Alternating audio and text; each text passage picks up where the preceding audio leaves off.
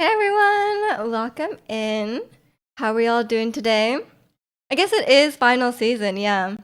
I think schools here, the finals are usually in April, but I guess in a lot of places they're in May as well, so that's fun. Good luck if you have exams. I do not miss that. Definitely do not miss that. I miss some aspects of school, like some, but exams is not one of them. And welcome in, Sergio. Hope you're doing well today. Yeah, I used to my birthday's in December, so sometimes I would have exams on my birthday, which is always not a fun time.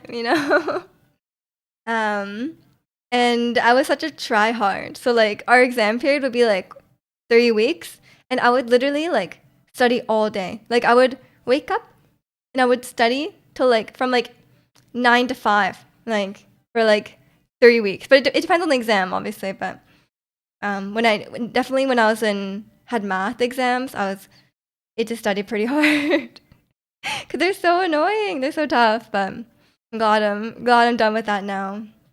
I don't have to worry about exams. But yeah, I was kind of a nerd. I was kind of a try hard. I like getting good grades. And where did that get me? Probably nowhere. But like I didn't fail. I don't really think they matter outside of school, depending on what you go into. Some companies will check your grades, I guess, if you're a new grad, but I don't think it's that common. I don't think anyone looked at my grades. Maybe they did. I feel like it's not a good indicator. But yeah, I do not miss that for myself. um, but yeah, I had a pretty eventful day yesterday. That usually doesn't happen. I welcome in Ricky, reading all. I left stream and I was like, guys, I'm going to Pilates. And then I was leaving the parking garage and I was leaving the parking garage and my wheel sounded weird. Or my tire sounded weird on the ground. Like usually when I turn the wheels in the parking garage, it'll make like a rubbery sound if the wheels are wet, right? But like the wheels were not wet because like I was leaving, like I wasn't coming in, right? Like I was not outside, and I was like, that's weird. Why do they sound wet? you know? Um, and then I was like, that's a bit strange, but I didn't really think much of it. I left the parking garage, and then like my sensors start going off. They're like low pressure, low pressure, low pressure, and I was like, oh god, what now? And then I pulled over like near my house, and then I definitely had a flat tire. At first, I thought it was like, oh, maybe it's okay because it wasn't like super super flat. Um, like it was definitely maybe flat, but you couldn't see it that well. And then I like backed up my car a bit, and there's like a huge nail in it. I was like, oh yeah, it's definitely it's definitely not gonna happen. And then I called my police instructor. I was like, I can't come. I'm sorry. Because I was not gonna make it there. I wasn't sure if you're allowed to drive on it, and then I googled it, and they're like, absolutely not, do not drive. And I was like, okay, fair enough, fair enough. I will not drive. So did the safe thing. Grades is one thing, but how much you slack off? Slack off? I mean, I only did as much work as I needed. I feel like I worked pretty smart and not hard. Like it wasn't like I just did what I needed to, but I didn't do like I obviously tried to get good grades. Um, and welcome in mantra. What discipline did you get from your parents when you were in trouble growing up? I usually just got like lectured. I just got like yelled at or lectured. We spoke about this like a few weeks ago, but I never actually got grounded. That wasn't like a punishment that my mom did. So I guess I don't know. She just like didn't know. I don't think it's really a thing in Japan, so maybe she just didn't know about it. So I never got grounded. Did you never got the show and cool experience? I did not. I did not. It was mainly verbal. It was mainly just like if I did, but I was a good kid. I definitely I stopped getting in trouble in my teens. I would say like I only got in trouble when I was like a kid, and then when I was in my teens, like my mom was pretty chill, so I didn't really have anything that would get me in trouble, you know? Like even if I was like, you know, like she wasn't like she was always like fine with me. Like if I went to like a party or something, she doesn't care. Um, I think she was more just like, oh, like if you need a ride home, like just call me. Remember that new character Mai in Street Fight? Oh yeah, yeah. She fights with fans, like throws them at you, like the foldy fans, those ones. Someone invented a mod where she throws a shankla at you. Nice, nice. And welcome in his stat. Hope you're doing well today. But yeah, I never got that. I think a lot of times, like from what I hear from chat, like I think Hispanic households can have a lot in common with Asian households, but that is not one of them. We do not have that. But there is some other similarities for sure. But maybe it's more just like generally immigrant parents. I don't know. And welcome in, Maestro. Happy birthday. What are you up to today? Depends on which Asian country. Your Filipino homies got the same tree. Oh, interesting, interesting. But I know like Filipino, like the Philippines has a lot of Spanish influence. Maybe that's why. Because like in East Asia, I don't think that's a thing. But I'm not sure about the rest of Asia. But yeah, it's see the lighting is being really annoying right now. Not the lighting, but the sun is being really annoying right now. It goes from really dark to really bright. All of a sudden, you can literally see it happening. Like it just like randomly lights up and then it goes away. So it's I closed my blinds because I was annoyed by it. I mean, it is outdoor lighting. Someone's turning on and off the lights. You got Shankla one with this when you were a kid, you deserved it. But that was it. You went, nope, absolutely not again. Was that before or after the spitting incident? Miju hates the sun. Look, it's dangerous out there. You know, I'm not wearing sunscreen. I gotta be careful. No, it's more like I don't like when the sun is in. I don't like when it shines really bright though in the morning because I'm east facing. So like if it shines really bright in the morning, it's really annoying because it's like shining straight at me. You know. The character you play in Street Fighter wears sunglasses. Nice, nice. Okay, it was before. Okay, okay. This is Ricky's life timeline before and after the spitting incident. Yeah, it's but yeah, I managed. They say sandals in Japanese. You'll never believe it. Sandaru. But yeah, it's yesterday I managed to. Like if it was any other day, I wouldn't have like I might have been like, okay, I'm not even gonna go to my mom's house because I have to deal with this flat tire situation. But I had to pick up a cake for my mom's tenant's birthday. So I was like, oh my gosh, I can't just like not bring the cake. Like it's her birthday. Like, but it actually didn't take that long. It was resolved in a few hours. So I'm happy about that. And it happened, you know, in the middle of the day, and it was, you know, it wasn't pouring rain, so that's nice. I'm happy it happened now, like at that time, and not like when I was driving home, you know, from my mom's house or something, because that would be annoying at night. What the heck? I mean, that's like a lot of times Japanese words. Like if you're not sure, like if you're not sure what a word is in Japanese, just like try saying it in a Japanese way, and it might work. There's a lot of loan words. What kind of cake? It was a fruit tart from Whole Foods. Because she really likes fruit tarts. So then I was looking for a place with fruit tarts, and then I was looking at I was like looking online to see where people recommend, and everyone said Whole Foods. And I was like, okay, Whole Foods. And it was really good.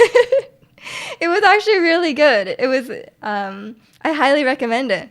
If you like fruit tarts, go to Whole Foods. Sandaru. Yeah, sandaru. But it's not is it sandaru? Yeah, it must be. I can't think of another word that people would use. I think a lot of times they just use the loan words, so Like if you're really not sure, like, hmm, would be an example. Like if you're like, oh, um, what, like they, even if it's not, even if there is a Japanese word for it, even if there is a Japanese word for it, they might understand the loan word as well. You know? Is that what you said? Sorry, I didn't listen. You were joking. That's what I said. Yeah, that's the word. In Wakaminfi, example. Yes. And Wakamin Sushi Gamer, how are you both doing today? Yeah, how was everyone's weekend? Yesterday, yeah, I just had like a really hectic day yesterday. I started stream at 9, and then at 12, I left for Pilates, and then I had my flat tire, and I didn't get it fixed till like 3? Like it was almost 3 that I got it all resolved. I called like 15 places. Like I called like every tire place in my vicinity, and they're all like, "Oh, we're really short staffed today. Like I only have like one guy here. Like I'm sorry, we can't do it. 'Cause it's a long weekend, I guess. So I guess maybe a lot of places are understaffed. Um, so a lot of people were just like, they were all tired. That one guy that was working there was tired. Yeah, they're all like, "Oh, I'm so sorry, I can't do it." And I was like, "Oh, fine, fine." And then I called one place, and they were like, "Yeah, we can do it. Just come back." I was like, "Oh, thank God." And then the person was really, really nice. He was like, "Oh yeah, like actually, we're kind of fully booked today, but if it's just a flat tire, like we can fit it in, you know?" So I said yes, and I was like, thank you, that's so nice." Um, and then he was like weirdly nice, like not like weirdly nice, but like he was like kept checking that I was like, I don't know if I just seemed like very useless or if I maybe he just thought I was really young or something. Because he kept saying like, okay, like here's your wheel locks back. Make sure you keep those in the glove box, like. They're very important. He said they're very important. Keep them in the glove box. I was like, okay, thanks. They're already in there. And then when I was leaving, he was like, "Don't forget to release your emergency brake." And I was like, okay." Like, I think I know that, but okay, thank you. And then he was like, "Drive very safe home. Be careful." They just had like very strong dad energy. You're still very jet lagged from Japan. How was your trip? How'd it go? The jet lag will resolve itself. Don't worry. Make sure you don't sleep in too much. You're just trying to change a tire. I was just trying to repair my tire. I was hopefully wanting to just repair it and not replace it. I meant they managed to just patch it up. It was like, yeah, there was just like a nail in it, and I think they just like they gave me the same tire back. So fair enough. Did any of them suggest you get a magnet to pick up nails around the construction site? That was only Kalani that suggested that. Don't forget the right one. The right one is gas. The left one's the top. Can you imagine if he said that to me? He's like, okay, so this is how you drive your car. I was like, what? Um, were you standing outside your car like this? A little bit. When I got out, I was like, oh, not this. It's actually that's my first flat tire because like my car is 4 years old right now. It's my first car, so that was my. And actually, my mom, even like growing up, my mom's car never had a flat tire. So actually, no. One time we did have a flat tire on our old car. We used to have a minivan, and we were going camping. We were going camping, and we drove all the way there. And then when we got there, we realized one of our tires was flat. I don't know how we made it all the way there, but it was actually fine. It was like it was just like I think it was just deflated. Like it wasn't. I think it wasn't broken. I can't remember. I was really young. But I just remember we drove very far in a flat tire. This was before the YouTube sensors or not the YouTube sensors. I was just reading the word YouTube. That has a totally different meaning. It was before like the tire pressure sensors and stuff existed. You even know what a wheel lock is? Some cars, like you can't just take off the wheels with like a normal wrench kind of thing. Like there's like a certain shape that needs to be put into the bolt. I think that's what it is. It's like I guess so people can't just drive by and take off your tires, but like I don't I don't know if that happens. And Wakamin said, "How are you?" Maybe some Oreo cake. Oh, let's go, Mishro. Enjoy it. Like an ice cream cake, or it was so good. You met this really nice family. They gave me origami. They gave me origami cranes after I gave them leftover sushi stickers I made. Oh, that's really sweet. Um, tell YouTube you're here. The YouTube censors are here. No. The YouTube censors will pick up that you're here, and they'll put some twice on stat. Don't worry. People saw me like mad IRL when they drove by. Well, no, I was like, at first I was just like googling everything because I was like, what the hell is what do you do? I was like, oh man, what do you do? But then I was like, okay, Hyundai cars come with 5 years of roadside assistance, so I was like, I just called them up, and apparently then I called them up, and then they were like, oh, you don't do it through the phone. Here's like it sends you a link. So apparently I was supposed to have an app. So I and they came like in an hour. It wasn't too bad. The guy was here in like an hour, and he was very helpful. um, he was like, "Oh, you need to move your car from the curb," and I was like, "Okay." And then I was gonna do it, and he was like, "I'll do it for you," and I was like, "Okay, thanks." And he moved my car from the curb, and then he changed the tire, and then when he was about to put the old broken tire into the trunk, he was like, "Oh, do you have some like plastic or something? Like it will get like you don't want your trunk to be dirty." And I was like, "Oh, I guess so." And I had like one of those like picnic mats in the back already, so he was like, "Let's just use this." So then he put it down for me, and then and then he put the tire on top. I was like, "Well, that's actually very nice because the tire is probably really dirty." I feel like he didn't need to go. He didn't need to do that, but he did. Um, your car isn't nice enough to get its wheels stolen. I think like newer cars have that, but who would steal your tire? Like that would be awful if that happened. You know, like someone just steals your tire. Like what are you gonna do? Like I know people steal like bike tires, but like that's different. Hondas don't come with that, but because they don't need it. Like the wheel locks. I don't think every car has wheel locks. Like I think um it depends on the car. All these stories sound like they assume you can't do anything because you're a woman. I mean, like the story, like my stories, that might be the case. I don't know, but no one felt like very like I never got any like misogyny vibes, you know, from anyone. Like everyone just seemed like very like a caring like like someone. I guess they're maybe just like. Well, okay, the person who changed my tire was just like doing their job, but the guy from the mechanic was actually just very nice. Like it didn't seem like it was because I was a woman. Like I think it just seemed like it was probably because I was young, or like he just thought I was young. He kind of gave that vibe.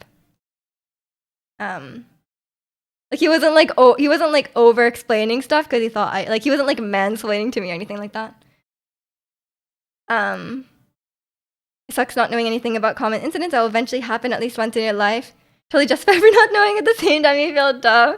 I mean, yeah, well, if it's the first time and like no one prepared you, right? For like to like a lot of people's parents will like tell them how to change a tire, but I don't think my mom doesn't change her own tires. She has like a membership with the roadside people. So like yeah, some people do get taught how to change tires. It's probably good to know in case you're like in the middle of nowhere and like the roadside assistance is very far away. Like that could be helpful, I guess. But I'm not sure. Yeah, you're calling you dumb. Come on, Ricky. I kind of deserve it after all the. I've been mentioning the spitting incident like every stream. Hondas don't have roadside assistance. Apparently, a lot of cars these days they don't have a spare tire in the car. So then they come with roadside assistance because there's no spare tire. I was like, that's kind of crazy too. Did I hear KDA? Yeah, we got to show them how we do it every day. But yeah, one thing I was like I feel like I could change the tire, But the one thing I was unsure about, like watching the guy do it, he brought out his own like you know the thing like you use to like unscrew it? He had like a really long one. Like it was like this long. Like a foot or two long, and it had like so you can get like extra like torque, I guess, right? Just so it's like easier to take off the wheels. And it seemed like he was putting a lot of strength into it. Like it seemed like he was putting a lot of strength into changing it, and my car doesn't come with those like really long ones, so I feel like I might have not been able to take off the wheel. Because I was thinking about it, I was like, oh, like next year should I learn how to change the tire? But then I was also thinking, like, can I lift a tire?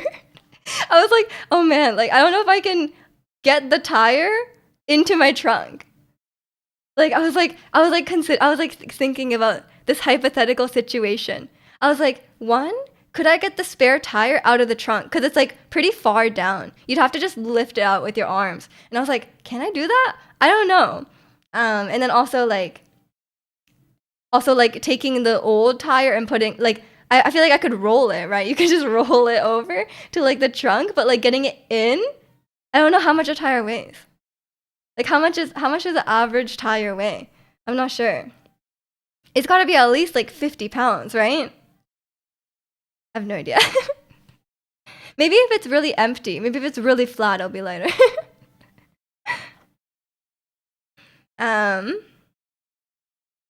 There's also run flat tires, but I think they're expensive. Yeah, fair enough. Like a few pounds. There's no way it's only a few pounds. It's including the wheel. Like not just the outside part. Like the wheel. Because the whole thing comes off. They aren't heavy? Really? Or is the metal part really light? Maybe I talk to your police instructor to prepare you for tire lifting. Maybe it's time. I'll Google it. How much does a tire weigh? How much does a small car tire? Oops. I'm not typing anything like this. There's no way it's only a few pounds though. That's like ridiculous. I feel like my water bottle weighs more than that. And welcome in Jojo. Hope you're doing well. Depends, but usually they don't weigh much and Pilates should pay off anyway, even though you skip it so much. True. I have weak arms though. How much does a small car tire weigh? How much does a tire weigh on average? Factors affecting. Okay, yeah. A passenger car. Apparently they're only 15 to 25 pounds. That's not too much. I feel like I could do that. That's about 1 Luca. I can lift Luca off the ground. It just seemed really heavy. But I guess I'm thinking about like the tires that they use in workouts. Those are probably like just extra heavy, right? Because you know, like there's workouts where they just like they throw tires around. I was like, damn, like those look heavy. But I guess the ones on the car are not that heavy. I think they're just generally awkward to carry because of size and shape. True. They're also really dirty. They're also very dirty. Because they're rolling on the ground all the time. Yeah, I guess I could lift one then. I'll know that for the future. I guess the only thing is the like loosening and tightening the wheel locks. You're doing good. I'm glad to hear that. I've carried 2 at once. They're not that heavy. Damn. Look at you go. Always fact checking me. They just look really heavy. Yeah, maybe they're just awkward to lift. That would make sense. Because 25 pounds is not that bad. Even at the heaviest, 25 pounds. I feel like that's okay. I'll try. I'll take my wheels off and lift them up. And the spare is probably even lighter. Okay, well that's fine then. But then I was just reading stuff about. I was pretty bored while waiting, so I was just reading stuff about tires and stuff like that. And then I never even considered this, but I came across a bunch of advice. I was like, oh, um, it came across a bunch of advice. I was like, oh, like if your car breaks down on the side of the road, um, and like someone pulls over to like help you, like you should be really careful.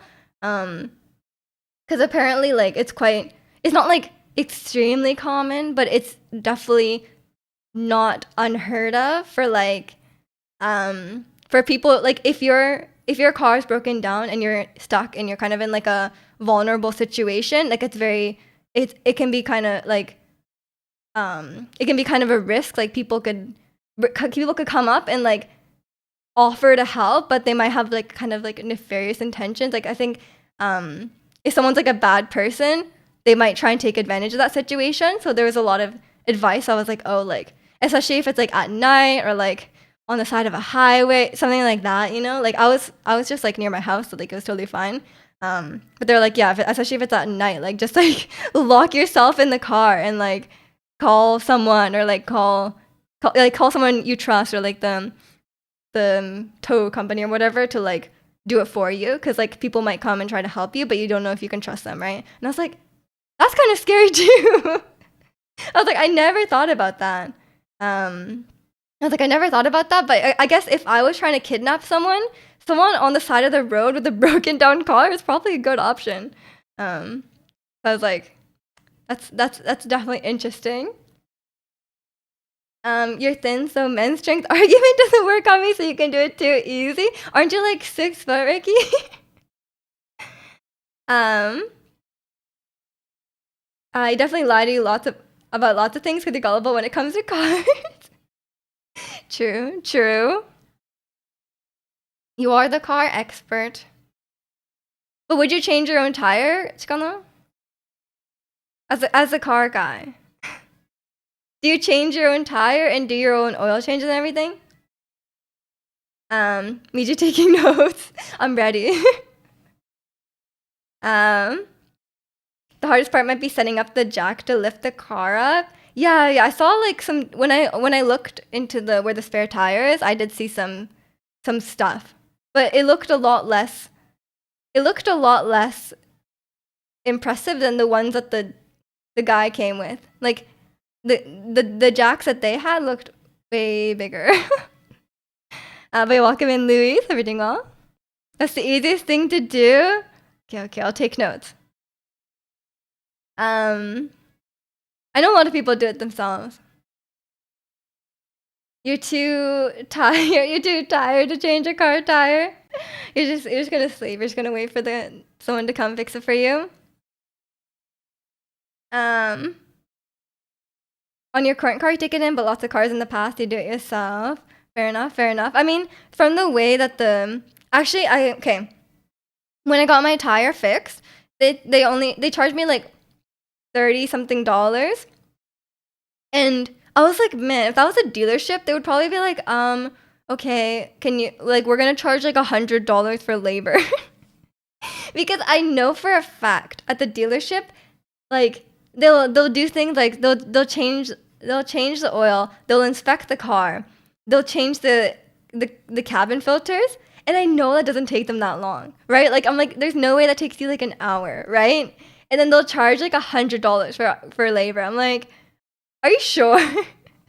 Like, are you sure?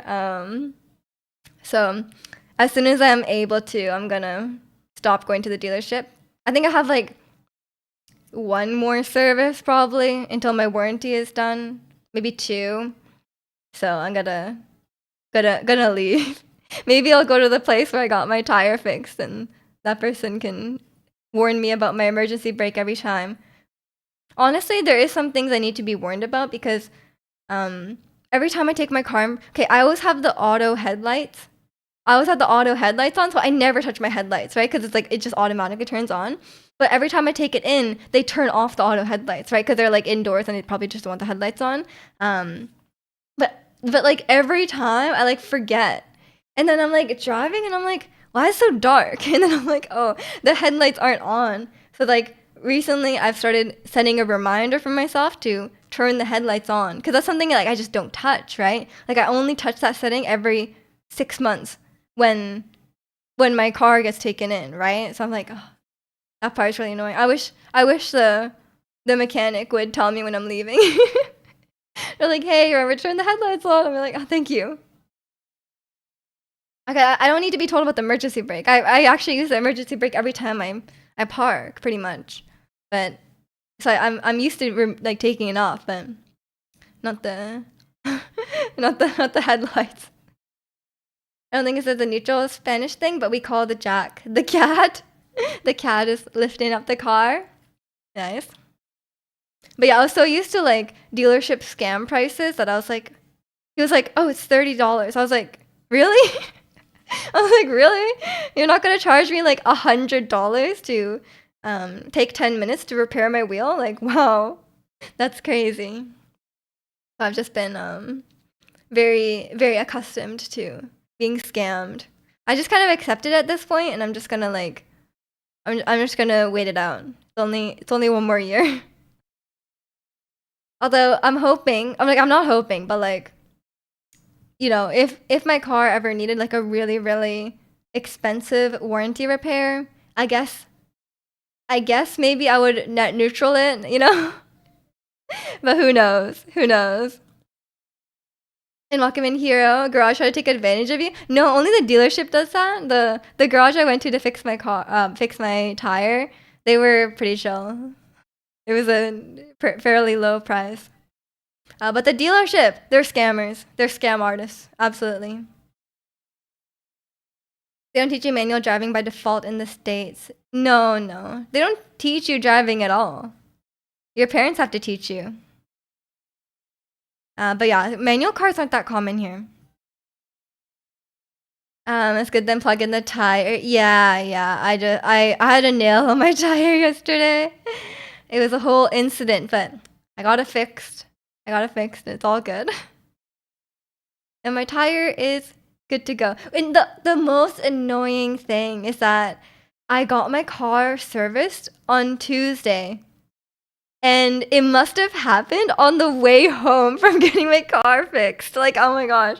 I was like, if it was like that's so annoying, no? Like, I literally got my car checked up, got my tires rotated, and then that day, I guess, on the way home, it must have gotten punctured, you know? I was like, what's the timing? The timing on that? Manual cars? I know in the UK, they're all like, it's pretty common to have manual cars, but in NA and in Japan, it's not really a thing. Like, I don't really know people with manual cars, so I don't think it's a necessary skill here, at least. They don't teach you and you're good to go at 16. Seems right. I mean, like, the government doesn't teach you. They just test you once like to be able to drive alone, you know? At least here, it's like when you have your learner's permit, you have to be in the car with like your parents, right? And then you could take a test so you can drive on your own. In Japan, you need a special license to operate a manual car. I'm not sure. I'm not sure actually. But here, like, it's kind of weird that I'm technically allowed, like, legally I'm allowed to drive in a manual, but like I would absolutely crash the car, right? Like, I have no idea how to drive a manual, but like technically I could, right? And I'm like, isn't that weird? Like, maybe there should be a separate test to drive a manual car, right? But how would they even check that? Like, how would they know when you're like, how would they ever pull you over for that? Like, I don't know. I guess they would. It would be pretty obvious if they saw me on the road driving. If they saw me on the road specifically driving a manual, it would be pretty obvious that I don't know how to drive it. It's fine. They give us a choice here. Most people opt for automatic anyway. No, I'm just saying, like, as someone who has my license and I'm fully qualified to drive, right? But but I'm like completely allowed to drive a manual, even though I have no idea how. And there's no like different differentiator of the licenses. But I guess there's no like there's no reasonable way to like check that. And welcome in, Jimmy. Hope you're doing well today. We got some ties. You feel like senior citizens should be required to take their driving exam at a certain age. I agree. I agree. That's the one thing I really like about Japan, and their driving stuff. It's like the senior citizens have to they after a certain year you have to pass a test like every year or two. And they put a special like sticker on your car to say that you're old, but I don't think that's necessary. Maybe, but maybe in Japan. But I mean, seeing how my grandpa drove, maybe it is necessary. I would want to stay away from him on the road. The worst part about my grandpa driving, like a lot of old people drive really slow, and I'm like, that's fine, drive slow. But my grandpa drove so fast. Like he was like not very capable of driving, but he would drive so fast. I was like, Grandpa, please, like I'm so scared. Like, so I'm glad he stopped driving because that was not okay. He was one, not good at driving, two, driving too fast. And he kept doing U-turns and like weird spots. Like he'd be like, "Oh, we missed our exit. Time to U-turn." I'm like, "Grandpa, don't U-turn here." I'm like, "Do not U-turn." And he does. As you said, there's no way to verify if there was a rule. Exactly. That's probably why there's no rule. But yeah, I have no idea how to drive a manual. One time I tried. Jack let me drive his car in the parking lot, and then when you press the brake, it like doesn't completely stop. You have to press the clutch or something as well. And I was like, I'm scared. It's not stopping. You used to have that sticker magnet because I think it's cool in the States. That's what weebs. That's what weebs think. Tokyo Drift. He really was. Yeah, my grandpa was. And I'm glad he is no longer allowed to drive. When it's for the beginners in Japan, yeah.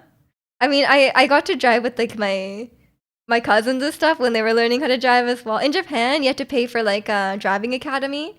So in theory, they should be good at driving, but then my cousin didn't know what like he was like merging onto the highway. He doesn't shoulder check. I was like, bro, why aren't you shoulder checking? He's like, oh, but I can see in the mirror. I'm like, no, you cannot see in the mirror. And then his dad was like, yeah, you can't see in the mirror. What are you doing?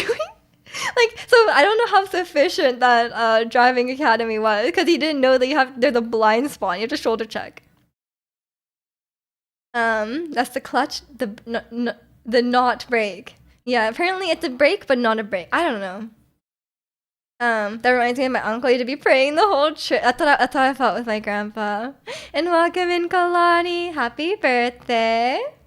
How's the birthday going? If you come to stop while in gear without the clutch engaged, the engine will stop. Oh, like is that like stalling the car? I have no idea. I don't know how manual cars work. We also have stickers in the States, so we gotta pay for it. You have to pay for your sticker? Ours are like the magnets, but you don't have to pay for them. But people steal them. The kids are always stealing the stickers. And I'm like, it's really annoying because like it's like, especially when I was like an end driver, like the novice drivers with the sticker. If someone stole it, you can't drive. Like, right? It's like, oh, it's like someone stole it and I can't drive my car now because I need to legally display this. It's like super annoying. He didn't know about blind spots. Apparently not. Was it brake? Was it not brake? That is correct. That's correct. BREAK. It's like, let's take a break, you know? And welcome in, Angel. How are you? That's what we call stalling. I would absolutely stall a manual. But I'm just gonna not drive a manual, you know? It's pretty easy. It's pretty easy in NA and in Japan to not drive a manual. Like it just won't come up. Like you have to like specifically go out of your way to like find a manual and to drive it. And a lot of cars now like don't even come with the manual version, right? Not getting a fancy name today from Angel. You're just Ricky. You're just Ricky. Maybe we can't find a name for you. We need a good nickname. You were looking for a bit, but I saw someone mention the Jack being called a cat. Yes, that was Ricky. And one time your dad told my brother to get the cat in Spanish, so my brother goes into the local street. That's cute. That's cute. Have you ever broken a law or committed a crime? Not like a major one, no. Like I'm sure I've I've jaywalked here and there. I've probably maybe parked where I shouldn't have or whatever. Or accidentally drove in the HOV lane or something. Is that a crime? I don't know. Maybe it's not a crime. Stuff like that. But I don't think I've ever done anything that I would get put in jail for. I don't know. What's a common law that people break aside from like jaywalk? Like no one cares about jaywalking. In Wakamin Zirconian, how do you Tokyo drift with the automatic? I don't know. I've never tried to drift my car and probably should not. What the cars don't offer manual transmission anymore, at least around North America. Exactly. So it's not I don't think it's gonna be an issue. It's just so superior, right? Because like when you're going up a hill, it's like you don't have to worry about your car rolling or stalling or anything like that. It just goes. It just does stuff. It's like how you can't drift to 4-wheel drive. It's just handbrake ass dragging. I don't know how to drift. I don't know. Do you drift with the handbrake? Have you ever been to Pike Place? Is that in Seattle? Tried to pull my emergency brake in the snow, just caused an emergency. Oh no. Yeah. I guess you gotta I guess you would just slide around. I don't think that will work. Okay, drifting into the automatic is only possible in the rain. Yeah, you could hydroplane. How about that? Or maybe some ice? Some black ice, could work out. Down there on First Avenue, the hills are like vertical, and driving a manual on those hills is terrifying. Like you're looking at the sky when you're on the hill. Oh yeah, that's also. I remember I went to. You said you used to go to White Rock a lot, right? I was driving down to White Rock, and I was like, this hill is so steep. I was like, what the hell is this hill? It was so steep. I was like, if it even snows like a little, you're not getting down or up this hill. I turned my car into sport mode to get up the hill. Because my car is has a normal setting, and then if you put it on snow mode or sport mode, it has a lot more like vroom, So that could be when it's a little bit snowy, I do use that snow mode, and it's kind of fun actually. And welcome in Lisa, reading well today. The handbrake can be used to brake out the rear end. It starts the side B to control it using the throttle and steering. Yeah, I don't think I'll be trying that. I think I feel scared. Because for me, I get scared when I feel like I'm going down the hill and I'm not using the brake, So when I go down the hill, I just press the brake. Because otherwise I feel like I'm falling. Otherwise I feel like I'm just falling all the way down the hill, and it freaks me out. And I think my car, the engine brake is not very strong. Because if I'm going down a hill, my car will not. I think it goes down. I think it speeds up more slowly, but it's still speeding up. White Rock is awesome. Yeah, but the hill's so big. You went in a different city and went up a hill, but I must have been going too fast because once I passed the peak, I was legit off the ground. What? Oh my god. In a car. You could be on a bike. But that would be pretty crazy if you got that much speed going uphill on a bike. To drift a car needs to be a real wheel drive. And your differential needs to be... What the hell are you saying? Chikano, say that in words I understand.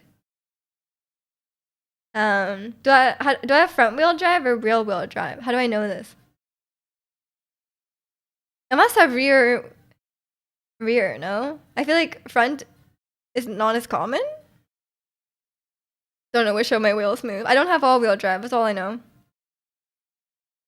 The street where I grew up was on a hill on the road. There was 120-degree bend. At least one car got stuck there a day during winter. Checks out. Yeah, there's a. I mean, here I can't really say much about that because people will get stuck anywhere here on a snowy day. Like people are useless. It will be a flat road. Everyone will be stuck. Your car is front wheel drive. Thank you. I should take Colin with me to my car appointments. When they ask like, oh, they ask me questions about my car. I'm like, I don't know, man. You consider yourself a pretty good driver to experience a rear end sliding adrift. Always makes me feel uneasy because technically out of control. Right, right. Yeah, that makes sense. That makes sense. I mean, like, I guess, like, if you're doing that, you'll be doing it in like a parking lot or something. But yeah, I think feeling like your car is not under your control would be kind of scary. I think like these days I'm more comfortable driving, but I still have like a little. I'm still like a little nervous about driving, especially if it's like a unusual situation or like like if it's like really really rainy or something like that. I'm not like 100% comfortable driving. I would say I'm like 95%, and then like the last like 5% of situations I'm like, oh, I'm scared. Do y'all race to beat the yellow lights? No, no. But recently I try and go through, like, I don't race for it, but like now I think the point where I would try to stop is farther back, because I think before I was always trying to stop, but sometimes like it's too close to stop, right? Um so it's like, yeah, I'm not sure. We just stopped as she thinks she's like less than 5 seconds left on the green light. Okay, okay. Here, actually, in some red lights, there's like a warning sign. There's like a warning sign, like 100 meters ahead, that are like, prepare to stop. But like, if you're at that sign and it starts flashing, if you try and stop before the green light, you'll be stopped, and then there'll be like 5 seconds left on the green, and you're like, you're like, oh my god, I shouldn't like. So now I realize like they're calibrated like so weirdly that like if you try and stop when it tells you to, unless you're like really far back, like you're not gonna make it in time. Like it's not gonna work. Me neither, totally. Come on, Angel. Don't be dangerous. But then, okay, do you guys have this as well? Okay, maybe Angel's the opposite person in this situation. But sometimes I'm like, there's a yellow light, and I'm like, oh, should I go? Should I stop? And then I go, and I'm like, oh, maybe I shouldn't have gone. Like, maybe that was like too yellow. I shouldn't have gone. But then, like 2 cars after, you still go, and you're like, oh, I guess everyone like, I guess they have a much lower limit than me. But maybe Angel's the car, like 2 cars behind me, that still goes when it's clearly red. You learned your driving technique through pushing your limits over the years, so you've had a handful of close calls with like fatal accident situations. I'm like battle hard. I don't know.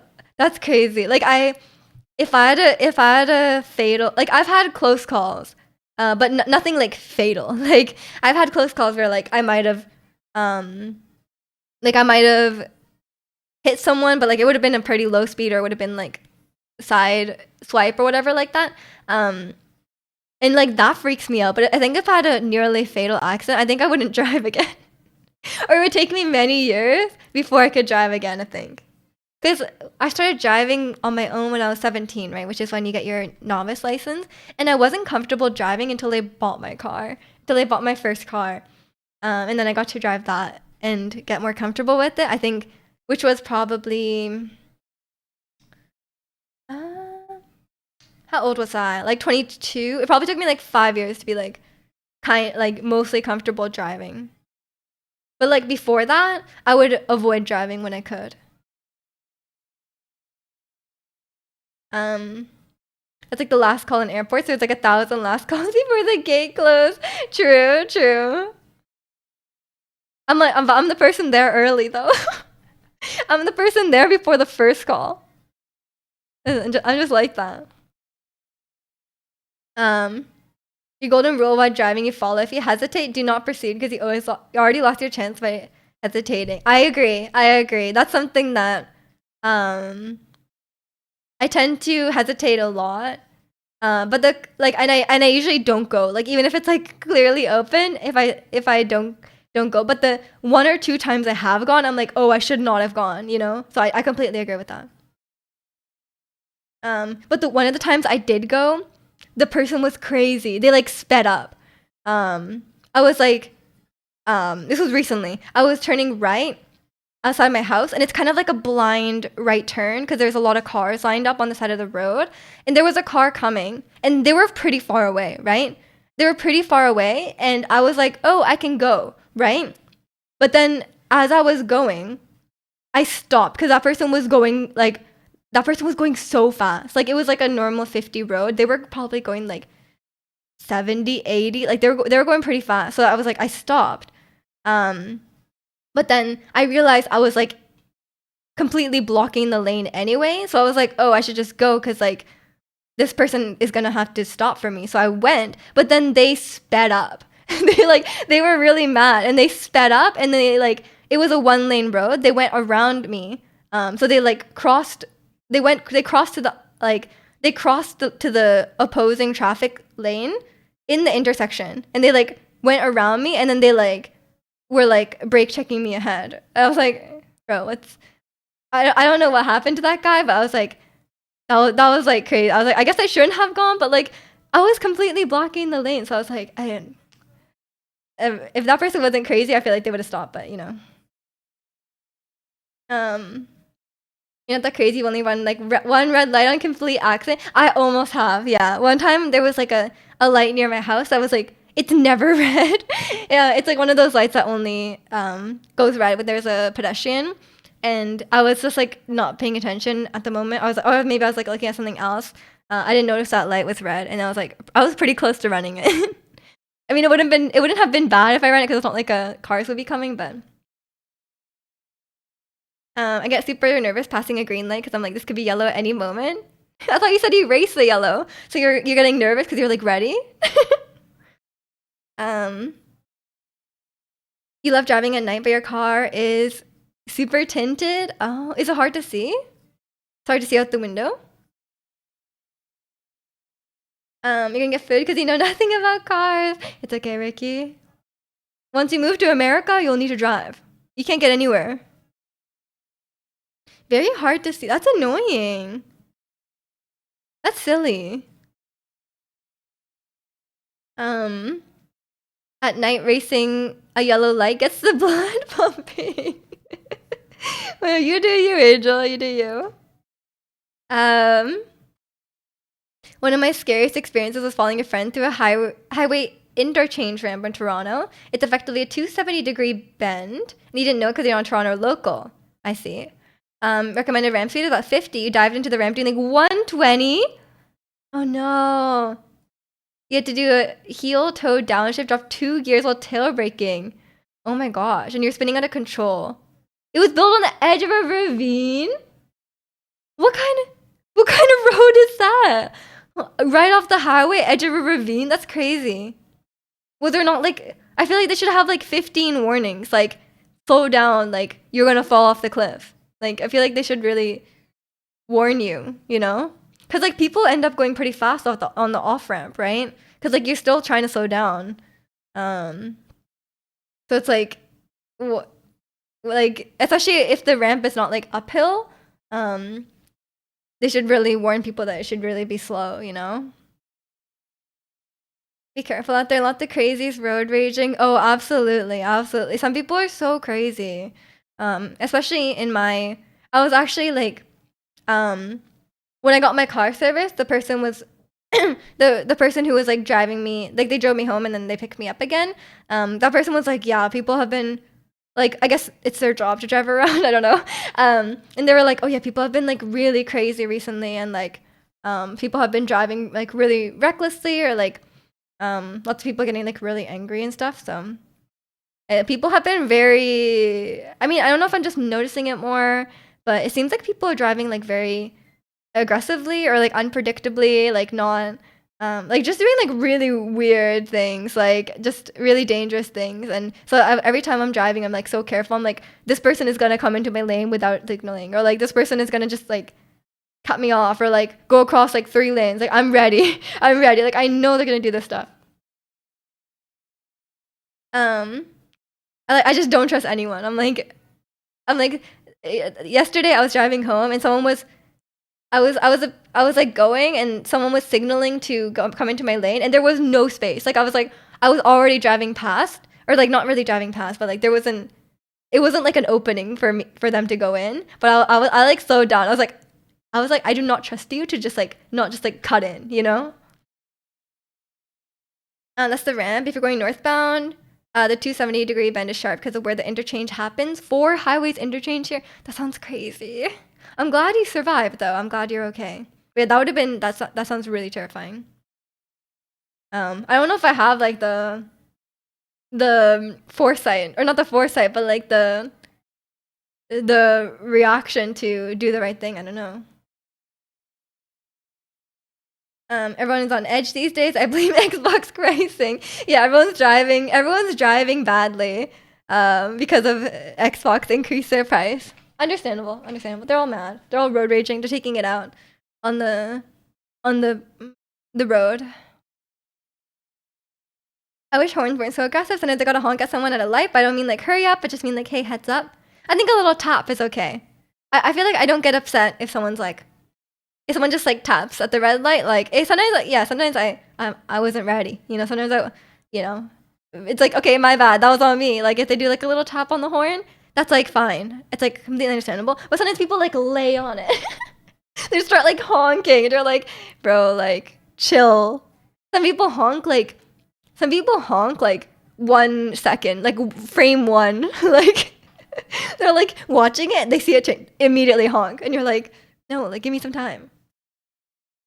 What's the top speed y'all ever did?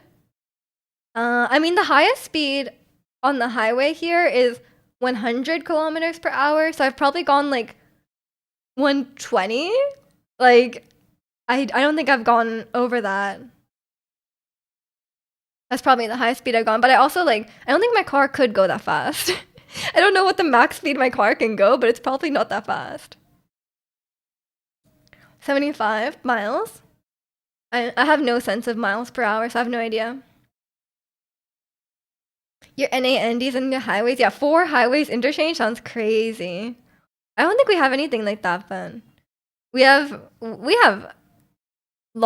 highway. It was pretty scary. Lateral juice from turning was so strong I was effectively pinned against your driver door. Oh my god. Well, yeah, that sounds really scary. I'm glad you had the quick thinking to stop yourself.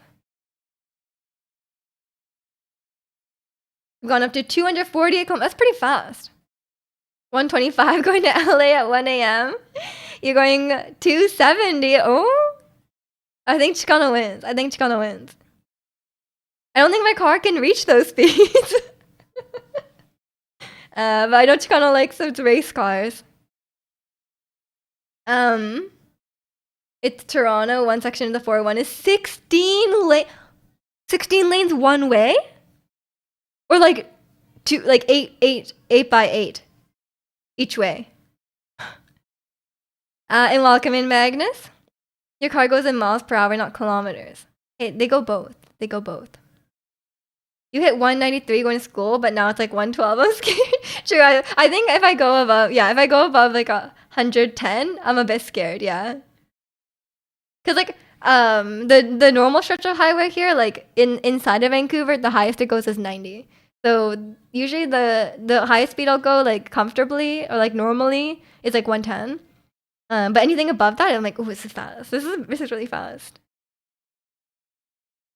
8 one way. That's still a lot of lanes. I think here, Highway 1 in Vancouver, it maybe goes like 5 lanes? Maybe 4. I don't know. I don't think it goes 5. I think it's 4. That's crazy. That's a huge highway.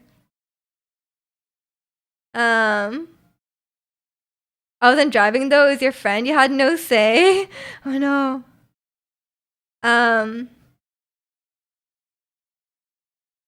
That's scary though. I think like it's such a. I remember this very vividly. One time, my friend's mom was driving us home, and she was like, I can't remember how this came up, but they're like, she was like, okay, if you're ever in a car with a boy and he's going too fast and you tell him to slow down and he doesn't slow down, take your nails and dig them into his leg. I was like, what? I guess you're supposed to do it to like the non-driving leg, but I was like, isn't that dangerous? Like, isn't that more dangerous? Like, I don't know. Like, maybe he would crash the car if you injured him. Um, but I was like, I guess. So that's yeah, that's even more dangerous. I was like, are you sure? Um, especially the leg closest to you would be the driving leg. Um, your friend's fully built Evo coming back from the club. Okay, when you say Evo here, it's like the car share. It's like a little Toyota Prius, the car share. That's probably not what you mean, right? Um, pull a gun on him and tell him to slow down. That's assuming you have a gun on you in the moment. But I feel like that was also more dangerous. Like that's like distressing him in the moment, you know? Um, what was the reason? I don't know why it came up. I think I don't really know. She was just giving us some life advice, I guess. I don't know. Um, the key is to stay calm, hope and pray you survive, and then stop him after he stops and never ride with them again. Absolutely, yeah. If someone, I mean, this is the same for like, it kind of applies broadly to any situation. If you tell someone to stop doing something, if you tell someone like to stop doing something that makes you uncomfortable, makes you scared, and you feel unsafe, I don't think you can trust that person, right? Like if someone did that when I was driving and they didn't slow down, I would, yeah, do not get in the car with them again, you know? Like the fact that they drive unsafely, and two, the fact that they enjoy doing things that make you feel unsafe. You know, they enjoy scaring you. I think that's a bit of a red flag. Who knows what else they will do. You have a vintage 2009 Corolla, very fast. You get a lot of compliments. Nice. Good old Toyota. Hold the registration hostage. I'm gonna set it on fire, or like throw it out the window. Honestly, do it. If someone's like driving super fast and they're freaking you out and they won't stop, like throw the registration out the window. They will have to stop, and then when they get pulled over for speeding, they're gonna get in trouble because they don't have the registration. That's a win-win. That's a win-win situation. And then you ask, and then you can get a ride home from the police officer instead. Surely that's safer. Take your chances. Mitsubishi Lancer Evolution A. Okay, it's not the Evo car share Toyota Prius. Because like here, that's what Evo is. It's not like you're gonna hurt his leg and go, oh right, I gotta slow down. I think it's like, I'm gonna continue hurting your leg until you stop. You know? Like you get him to stop and then you just get out of the car. You suffered death before riding with your friend in his RX-8. He pulled out on a country highway to pass a van, and an 18 realized there's a car coming towards us. He told him to pull back in and he ignored you. Realized we weren't gonna make it because the other car swerved into the ditch to avoid hitting us. And your friend's response, he laughed. I hope he's not your friend anymore. That's so dangerous. The more I hear stories, I don't know how old you were, but the more I hear stories like this, I'm like, man, kids are stupid. Why do we let them drive? Why do we let 17-year-olds drive on their own? They're gonna do stupid things. Like, I never did, but like, a lot of people will. Kind of driving around in his fighting game land car. Yeah, when I heard Evo, I was thinking either the car share or Evo. Like, he was like coming home from Evo, like the Evo convention, you know? I was like, maybe? You know what that is? Evo? You know Evo. Most of the time I see a dangerous driver as a teenage boy. I mean, most likely. There's a reason why teenage boys have such high insurance rates. Because of that. I think like, you know, like their brains are not fully, you know, thinking through everything with the reason. But sometimes older people do that as well.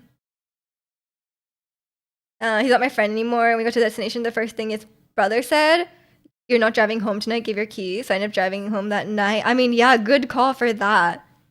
That person should not be like. That person should not be able to drive again. That is so reckless. But yeah, I'm glad you're okay. Um, you know that fast. You were young, 20s at the time. Yeah, makes sense. Makes sense. Your mom used to work at the airport. It was so scary dropping her off. Speaking of driving, welcome in cafe. Like the airport, driving at the airport was scary, or you mean like you were young and scared? Imagine how many fewer crashes we had if we had proper walkable cities and mass transit infrastructure. Maybe, maybe. I feel like people must still crash in like New York or like Tokyo or something like that that has really good transit. Because people will still drive.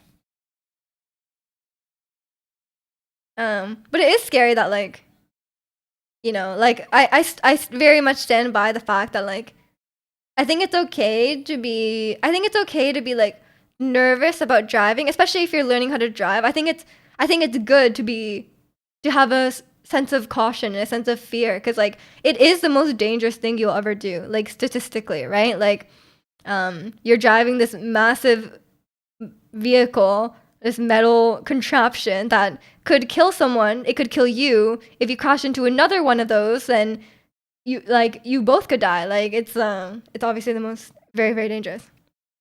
Unless you're like a free solo climber, it's probably the most dangerous thing you'll do. At the time it was cool, but now that I'm an uncle, it was stupid. Don't do it, kids. Exactly. I think when you're young, you just don't have a good sense of I don't know. Just I think your brain just doesn't work the same way, and you just don't think about the consequences really. But as you get older, you're like, oh, like you know, you think about it more. I think I feel the same way about like I used to enjoy. I talk about this a lot, but I used to enjoy skiing a lot when I was a kid. But now that I'm older, I'm like I have a real fear of being hurt. Like if I go really fast down the hill, I'm like, oh, I could be hurt. But when I was a kid, no sense of that. Like no fear. Like I was not worried at all about if I would just go straight down. Like I'm not scared. But now that I'm older, I didn't enjoy it as much because I was just scared of going fast on the hill. That's what I told him. I grilled him all the way home about it. I told him the same thing about hesitating while driving. Yeah, fair. I mean, like, I think that's a good way to go about it, right? Like, if you're unsure, err on the side of caution, right? Like, obviously, if you're unsure, err on the side of stopping or not changing lanes or like not turning or whatever it is. Like, err on the side of just, you know, the safest option. Like if you're not sure, you know, like it's better safe than sorry. Um, but I think in that case, it was a very conscious decision on his part. No. But yeah, I hope he. It sounds like his brother would have knocked some sense into him as well. So that's good that you guys were both there. It was at LAX. There's always a billion people there. Oh, okay, yeah, I can imagine. I've seen like the photos of like traffic in LA and stuff. I can't even imagine what LAX is like.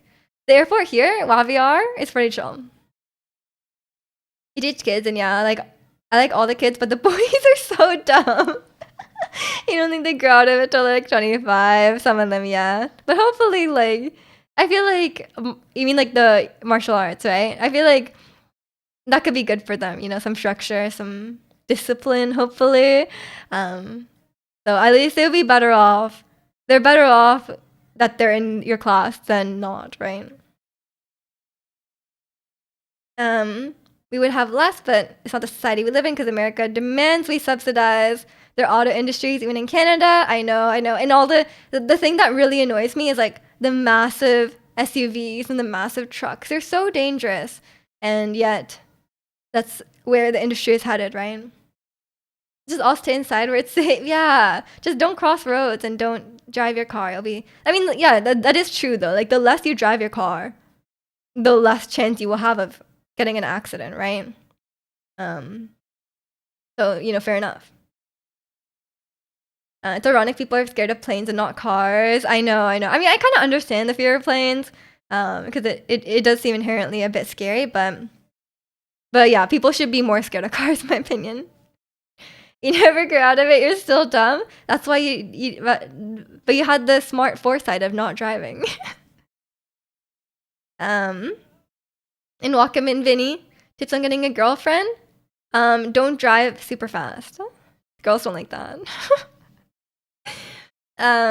Driving tuner cars like growing up, people say, show what you can do. And my response to those like, do you want to die? Never drive at 100% limits when you have a passenger. I'll show someone 80% of yours and the car's ability, never 100%. I mean, yeah, because then you have that like wiggle room, right? Yeah, fair enough, fair enough. That is good advice. Should be a driving instructor, man. Gotta help those kids. The enormity of the vehicles in North America has reached crazy levels. I know, especially because like when I bought my car, I just wanted a small car, right? I talk about this all the time. I wanted like a Honda Fit or like a Toyota Yaris, and then I went to the dealership and they're like, "Oh, we don't make those anymore. Like, we only have like SUVs." I was like, "They're like, oh, but there's like smaller crossover SUVs." I was like, "No, I want like a small car," and they're like, "That doesn't exist. Come on." It's understandable for sure, but ironic. Yeah, exactly. I mean, I think people know it on some level that driving is really dangerous, but it's such a normal part of our lives and like you have to do it that a lot of people get really complacent with it. Be a driving instructor, you'd be surprised how many ex-girlfriends you taught how to drive manual. I mean, if the opportunity arises, I guess. I was like, when I first read that, I thought it was like taught how to drive. I was like, man, they really didn't know how to drive. But yeah. I feel like I don't have a desire to learn manual. I don't think I'll ever need it. You're more likely to unalive driving to the airport than the plane itself. Yeah, exactly. Driving is dangerous. And welcome in, Pokemon. The smallest are subcompact SUVs. Exactly. And I'm like, I don't want to drive an SUV because my mom has a CRV. And I think it's too big. Like, I kind of feel uncomfortable parking with it because I feel like it's too big. In fact, speaking of the airport, I did scratch my mom's car at the airport. So now I'm like much more comfortable with my car. And I feel like it's a lot easier to maneuver, in my opinion. Cars nowadays don't even load textures. Oh no. Small crossovers exist. I drive one, Mazda CX-3. Honda has the HRV. Toyota got the CHR. No. Like, I wanted a car with like okay, I know the CX-3, but I wanted a car with a really short hood, cause I can't see the front of the car, cause I'm too short. So I don't like cars that are like I want a car with a really like not a sedan, like not like the length of a hood of a sedan. I'm more comfortable with like, like if it was like a Honda Fit, the front is very short, right? So the Mazda doesn't work for that, but I don't know about the HRV or the CHR. Get a minivan. Maybe one day. Maybe one day I'll live that minivan soccer mom life. CHR also got discontinued. Yeah, they keep discontinuing the smaller cars and adding bigger cars. You ever seen the Deadpool 3? Honda? Yeah, I did watch that. The Honda minivan, yeah. You haven't gotten ahead with the market since you got a CX-3 back in 2018. The CX-3, to be fair, looks really cool.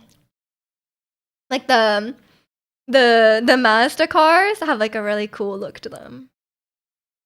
Any one of those Showa Jidai luxury sedans where they had the antennas on the front bumpers you could raise to show you where the bumper is. I would love that. Like Japan market, really, they know short people, they need that. I really wanted a car with like sensor on the front. Or those cars that have the 360 camera? I was like, man, those are so nice, but obviously those are very expensive, so couldn't be bothered with them. One day though, our cars will just park themselves, right? Very soon. By the time I get my next car, hopefully it can park itself. I would be very happy. I hate parking. But these days my backup camera has like the line to show you where you go, but so I'm a lot more comfortable with that, but yeah, it's tough. I still don't like parking forwards. I park backwards whenever possible. Like 99% of the time I will reverse and okay, I'm just going to the bathroom as well. I will be right back. You guys can enjoy talking about cars and listening to Malamar. Okay, give me a couple minutes. I'll be right back.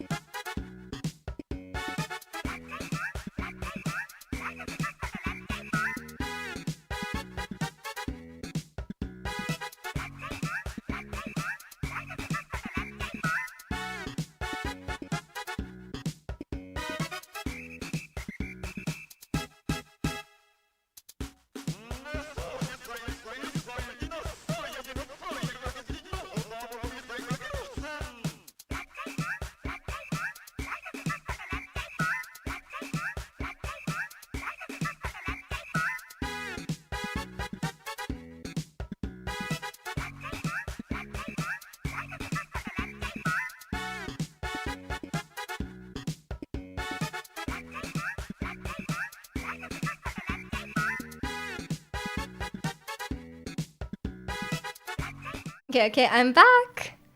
The Japanese are so innovative with some of the stuff they try in the car. Some of it is wacky, some of it's like, why isn't this a thing? I do love the cars in Japan. Every time, now that my grandpa cannot drive and no longer has a car, when we go to Japan, we always rent a car, and we always get like a K car, and those are so nice. I'm like, man, we don't have K cars here, like really small cars here in Canada, right?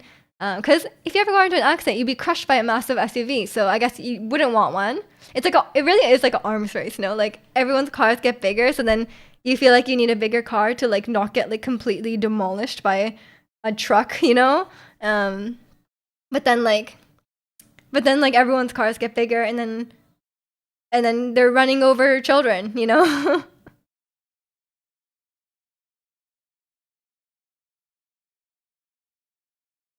You know, it's an Zelda game, but it sounds like something you'd hear in a Mario Kart game menu. Could be, could be. I'm back. Oh no, are you leaving? Unfortunately, I am back. Also, what the hell is that emote? Raccoon pop. What is that? Is that a Twitch default emote? What is that? K cars would be awesome, but in North America, you'll pass. Yeah. I love driving into Japan because, like, actually, okay. I was comfortable driving, like, once I got my car. So, like, 2021, 2022, I was already fairly comfortable driving, but I wasn't really comfortable with tight spaces. But, like, one trip driving in Japan, I was immediately, like, it was like sink or swim tight spaces. Like, I was like, if after that trip, I was like, okay, I can drive in the smallest space. I'm fine now. Like I will. It just is how it is, you know. Japan's crazy with the small spaces. So I would not want to drive an SUV in Japan. Like how would they even? They wouldn't even fit in so many places. It's from a hype train. What? It's such a bizarre emote. I want it. One lane meant for two cars, for real, for real. Like near my grandparents' house, it's like there's like stone walls like around people's garden, and then it's like the one lane, like there's like it's like one lane, and like if you're driving and there's someone on the side of the road, you have to like you're like really close to them. You're like maybe this close to them if someone's walking on the side. There's no sidewalk. And then when there's another car coming the opposite way, you have to like pull over into someone's driveway basically to let them pass because like there's not enough space for two cars. It's so It's so small. Am I the Giga Chat? I missed Pilates yesterday, but I just show. I gotta do it at home so I don't lose it. But because I didn't have Pilates last week either, because my instructor was busy. And then this week I couldn't get there, so. Sink or swim, and he came on top. Good stuff. I kind of had to, but luckily I had my aunt in the passenger seat, and she was like helping me. She was like, okay, yeah, keep going, keep going. I'm like, no, I'm gonna hit the car. And she's like, no, no, no, we're going right up. We're going right up, like one, like we're like an inch away. And she's like, okay, now we're good. And welcome in, Brian. You think you're my Thai? That's probably not correct. Chili plants are going to make a transfer some outside and they struggle to stand up. You broke apart the peat moss pellets. They started them in and they don't have good roots. I think the pellets I used were too compact for the roots. I don't have any advice to offer you about this. I'm sorry about your chili plants. Was it because of the it just because of the roots, or it was because of the temperatures? Just giving your garden update. Okay. You're just venting about your garden. You missed Pilates yesterday? No, because of my flat tire. I was on the way to Pilates, and then I had my flat tire. Like I noticed that I was about to leave, and that's when I had my flat tire. So I didn't make it there. I said I was like the IRL Haru from P5. Last time I drove on the road, I was keeping too much distance from the vehicles on the other line. It's scary. Oh yeah, it absolutely is. Some roads are like they're so close, like coming the other way, and you're like go past them like that, and you're like it's kind of scary. But in Japan, it's like it's just like that. Haru uses an axe. Like I want to. I thought you had the axe. You were showing me the axe. Did you? Is that not it? No Pilates, no Abju. My ab's gonna get better than yours. Never, my show. I am the Abju. Lumberjacks use axes too. I mean, Estat's very comfortable with that. That's why he wants to use axe. The roots couldn't spread because the peat moss was too hard to compact. Oh, okay, I see. Well, I guess you'll know for next time. That flat happened yesterday. Yeah, that was literally yesterday. But I managed to get it fixed. I made my way to my mom's house. Got the cake. It's all good. Everything worked out. But yeah, it was an incident. Oh, you haven't used the axe yet? Fair enough. Are you playing randomizer today? I was playing some randomizer earlier this week. Every time I open Steam, it was playing Elden Ring. Every time I open Steam, it starts playing Elden Ring. Gwen is playing Baldur's Gate. And Draconium probably would have been playing Baldur's Gate too if I wasn't logging in so late. You know? Need to repot some of your plants. Everyone's in a gardener era. I watered this plant today. So I'm also doing gardening stuff. Look, it's alive. I mean, your abdominal seems to be hard as a rock. What? So is mine. You watered Lazarus. Is that its name? Did you name it without me? Lazarus? I feel like we should give it a name where it's like a name that imply like it gives like resilience. Because that plant is very resilient, you know? Don't know the lore behind Lazarus, but could be. Hop. True. Hop is not resilient though. He gave up that one time he lost a bead. Keeps coming back from certain. Okay, that's a very fitting name. That's exactly the kind of name I was hoping for that guy. Doesn't he come? I guess he does come back. He's like, oh, I'll be a Pokemon professor instead. You know? Yeah, he ends up quitting being a trainer. So does he come back? He finds his own path. You know, like he's happy, but it's not quite the same. Every time I think about that, the Pokemon Sword storyline, Doesn't make sense anyway, so there's nothing to remember. Um, you have a fair point. Thank you. Thank you. I've been doing my bicycle crunches. I'm I'm on top of things. Gonna lurk while making a super late brunch. Okay, okay, enjoy your brunch. And welcome in, Harry. How are you? How are things? But yeah, it's I was watering some. I was watering. Yeah, I watered this plant, and now it's back to life. You know, when it keeps dying, all the leaves die, but then they grow back. You know, it's like the circle of life. You know, death and rebirth. You know. Yeah, so it's a miracle that that plant has survived. Honestly, I don't think it's I think it's very special. He's a good little plant.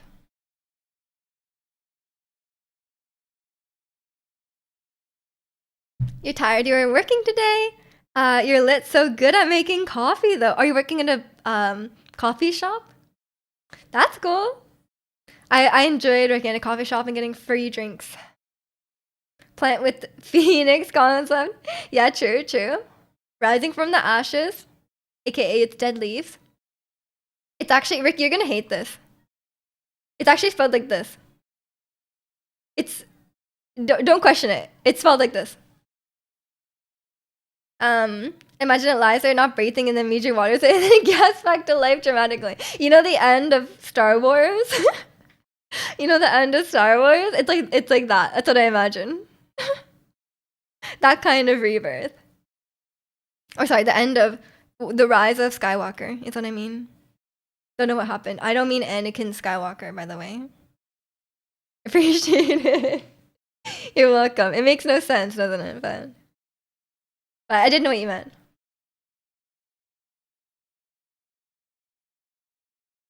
Oh yeah, I was looking up the GTX RTX 5060, and it's about like 600 Canadian. So it's actually like about the same price as my current graphics card was when I bought it. So I could probably, if I wanted to build another PC, I could probably do so under $2,000. It seems like. You have a 53-month subscriber badge if you subscribe to yourself. Yeah, you automatically get a tier 3 subscriber badge for yourself, or subscription. Like you get all your stuff. Do they have a 5060 Ti? I think that's what I looked up. I'm not really sure the difference. 5060 Ti. Yeah, that's what I looked up. It's about $600. I don't know what the difference is between a Ti though. But yeah, it seems like I could build a new PC for about $2,000. I'm gonna try download. I think this week I'll try downloading Inzoi and just see how it runs. Just get a feel for things, you know, like, and then like if it really struggles, and yeah, I think I might consider getting a new PC, not just for Inzoi, but just like for the future, you know, because I want to be able to run games like Inzoi. The Ti is a more refined and powerful version. It's about a 55% upgrade from the 2060. That's a lot. That's pretty convincing. I might do that then. Inzoi is so good. Have you played it or are you just watching? Huge upgrade. Yeah, 55% is pretty good. But I think I might yeah, I want to see how Inzoi runs, and I want to see how Elden Ring Night Rain runs, cuz like Elden Ring, the requirements are really low. It's like you only need like a 1070. But the DLC was not running that nicely for me, and I don't even know what would happen if I streamed it. Like I've never even I haven't tried streaming Elden Ring, but like I don't know how well it would run. Wait, is that what graphics card do you have again? We actually streamed another game. I would stream Inzoi, but I think even if my computer can run Inzoi, I don't know if I can stream it, because like I literally could not stream Baldur's Gate. Like Baldur's Gate is not that graphically intensive, and I could not stream it. Like it was lagging like crazy. It was crashing. Like it crashed. I was like, and we were in Act 1. Like Act 1 crashing, we were never gonna make it to Act 3. It's only a 7% upgrade from a 3060 Ti. Wait, why? It's 2 generations past that. How is that possible? Can't wait to see Stinky Miju. We gotta have Stinky Miju and Tom Thompson. You played a good couple of hours? Oh, okay. I heard from people that like it's still in early access. It's still in early access, but people said it is a little bit empty feeling. It's a little bit empty feeling, so I don't know how, like a lot of it is like there's a lot of like AI generated stuff in the game apparently, but it's still in early access, so I guess they will add more. And I'm more of a builder myself. I like building stuff. I think I'll get the most gameplay out of that, and not necessarily from the game, the life part. But if I'm streaming, I'll play the life part. You're so excited for Night Ray. Are you gonna play it when it comes out, Harry? I am very, very excited as well. Cause like I already play like randomizer co-op. And that's basically Night Rain. Like when you play randomizer co-op, that's like basically Night Rain, but without like the new cool bosses and the annoying part of modding it, and it doesn't seamless co-op doesn't run that well. But I don't trust Night Rain to run super smoothly online, but we'll see. You have a 4060. You have a 3070 as well, which is technically better, but it's too what? It's better? The lower end of NVIDIA stack has stagnated horribly. So is like 5060 still good value? If it's worse, if it's like not that much better than the 3060, like what's the point? What's the point of the 5060, you know? And if the 4060 is worse than the 3070, like what's the point? The lower end of NVIDIA stack, the lower end. Like the 60s and not the 80s. Told you Kimmy got a 3060 and everything runs insanely. I mean, yeah, I think as long as I went past 3060, it'll be totally fine, but I may as well future-proof it if I'm getting a new one. There's some things to tweak, but the building is great. The crazy amount of K-pop idols and actors that people have created, I heard. Oh, Istat will love this.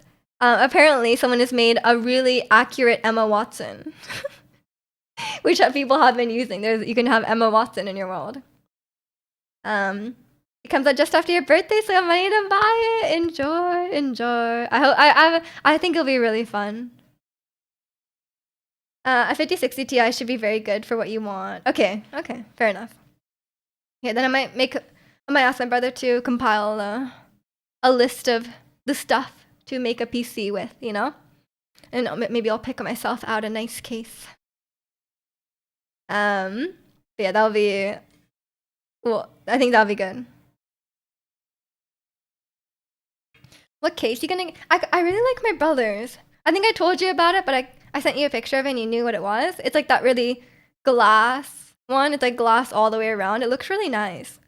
But maybe there's some other options. He has the same one as me. Right. What's Lian Lee? Probably a Kaya case. Does that exist? Thanks for telling me about that, Kalani. Lian Lee case. That's the brand. Oh yeah, it looks really nice. The white one especially. I think my brother has a white one. It looks really cute.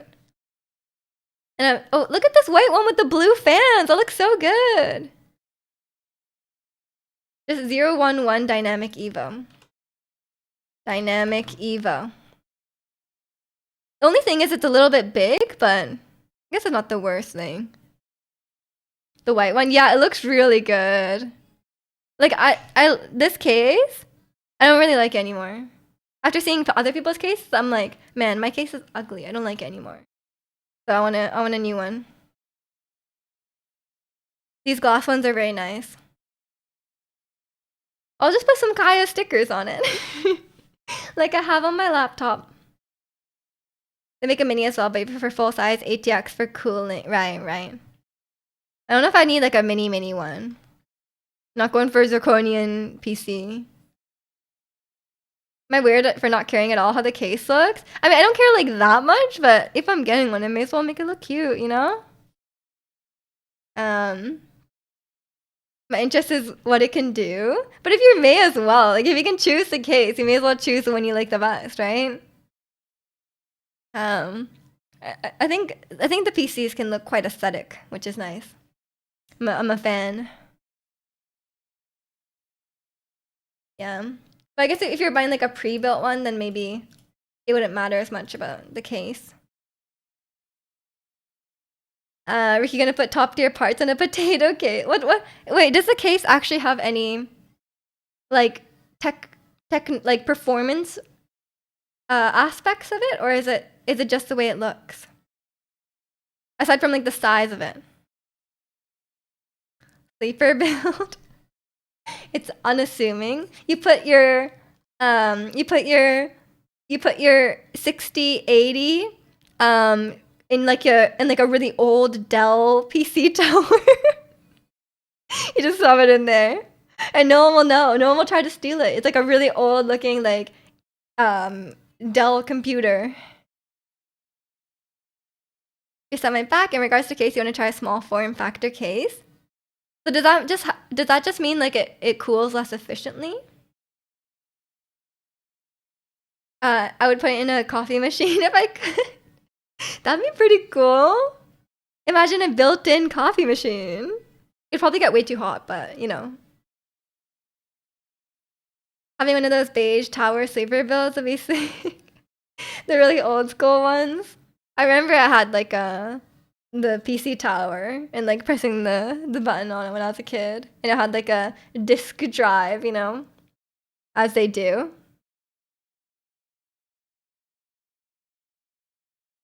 I'm sure people have done some pretty creative builds with whatever types of cases or what, like some weird looking cases.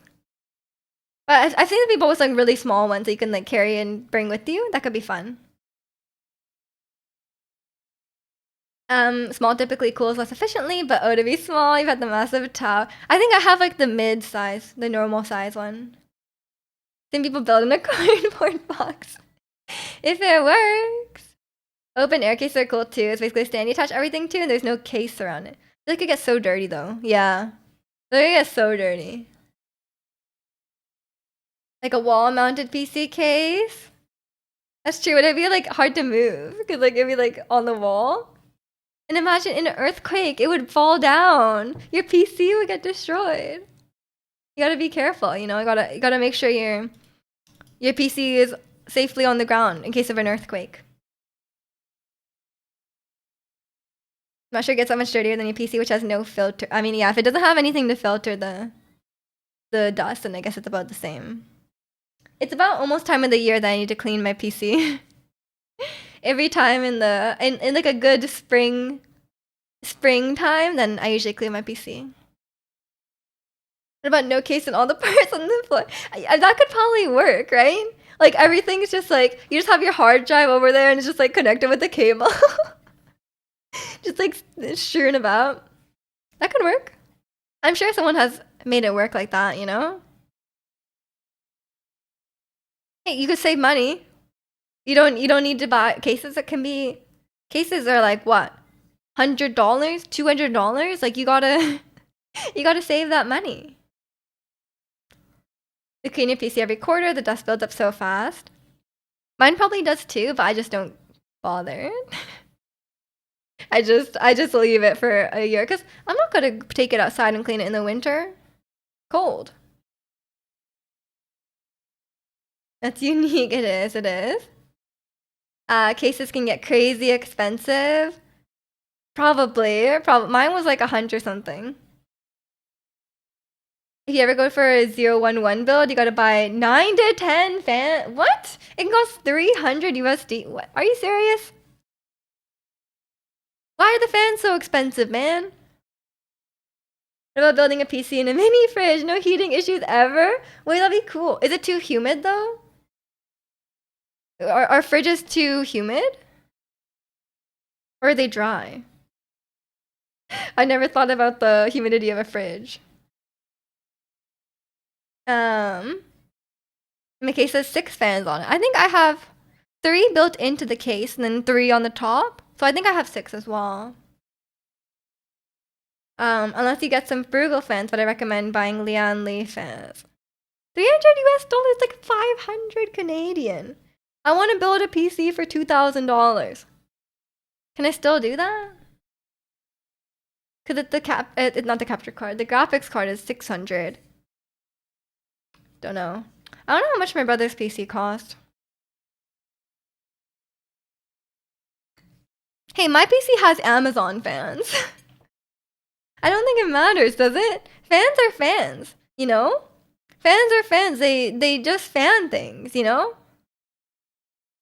Fridges aren't that efficient for cooling. The condensation would potentially kill some parts, zirconium ruining a stats stream. I mean, you could just put it in a fridge that's turned off, right? And then you can have a cool fridge PC, but it's not necessarily turned on. I guess there wouldn't be any airflow though, because it's like in a fridge. I guess that doesn't work. Buy something off-brand for once in your life. I know, right? Canada Computers has their Be Quiet fans on sale right now. I haven't decided when I'm gonna build on my PC though. Like, I'm gonna wait. I'm probably gonna wait for Night Rain. See how Night Rain runs, and then I'll figure out what to build, or I'll just ask my brother to put together a list of stuff, and then I'll send the list of stuff to Chicano, and he's like, "Yes, it's good, but you should get more fancy fans." You're like, you should get fancier fans.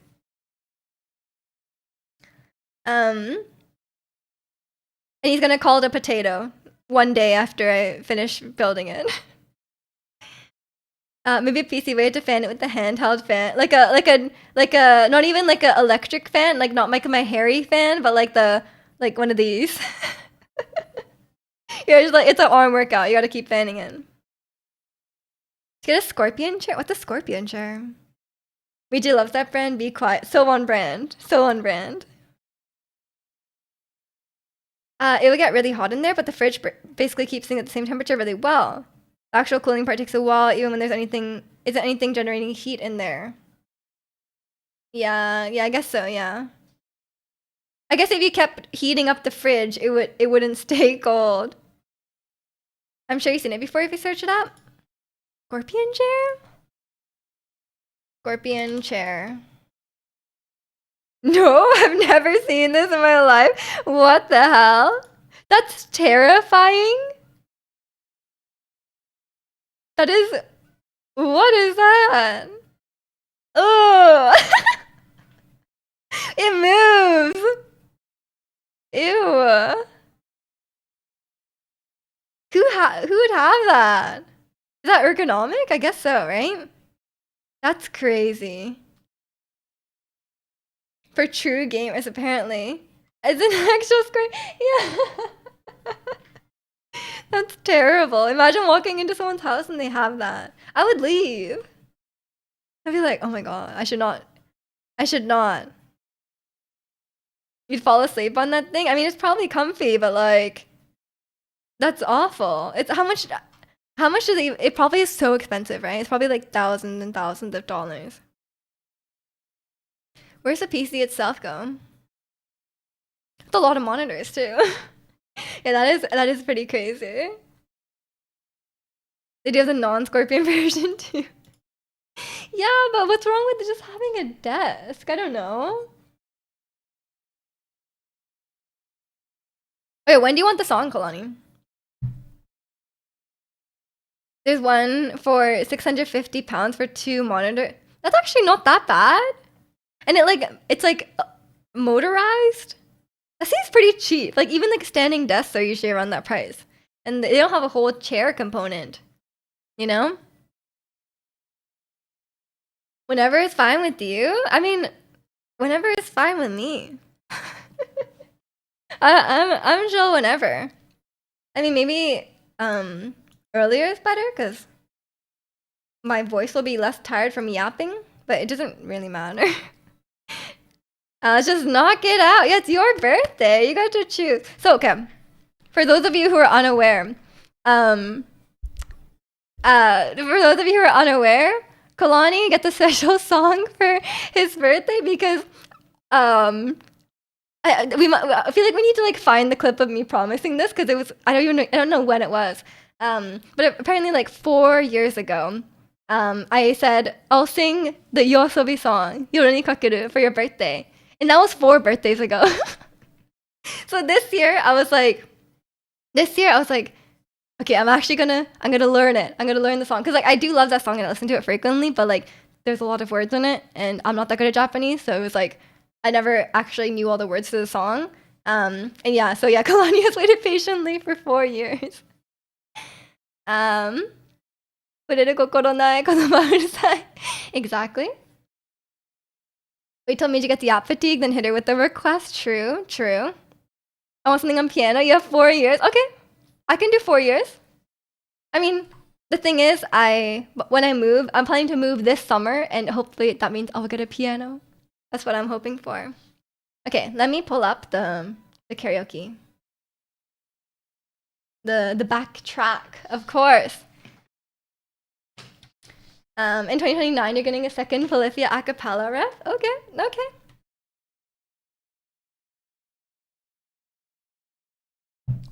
Yes, we got some weeb songs. Exactly, exactly.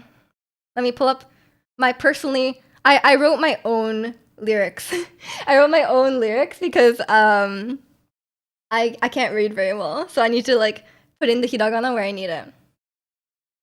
Piano, you want a grand piano or an electric one? I mean, I'm gonna live in a condo, so I won't have space for a grand piano. Like, I literally live in a 500 square foot apartment right now, and if I move, it'll probably not be more than 1,000 square feet. These days, condos are really small, so yeah, it's gonna be. I'm hoping to get like a really nice electric one where you can like the keys feel like real keys. I know these days you can do that, so okay. Finally meet you with some weave songs. It's time. It's time. And yeah, I want to be able to use it for stream. So like plug it in and use it on stream. So electric is definitely the way to go. Yeah, I'm not rich enough to afford a grand piano. You know, like headphones for piano. True, true. That too, because like I don't want to bother my neighbors too much. We're doing a sound check, a volume check. I need it really loud for myself so I can hear it.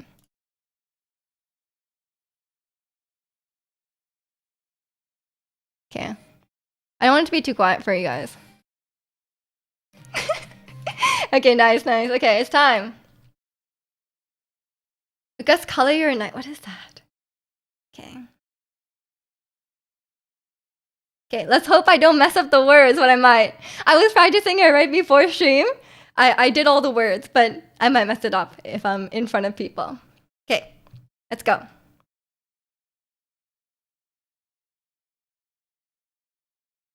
沈むように溶けてゆくように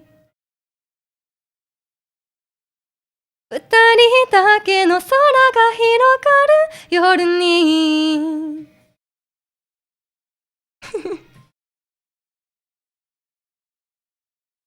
It's such a good song though. I haven't minded listening to it repeatedly at all.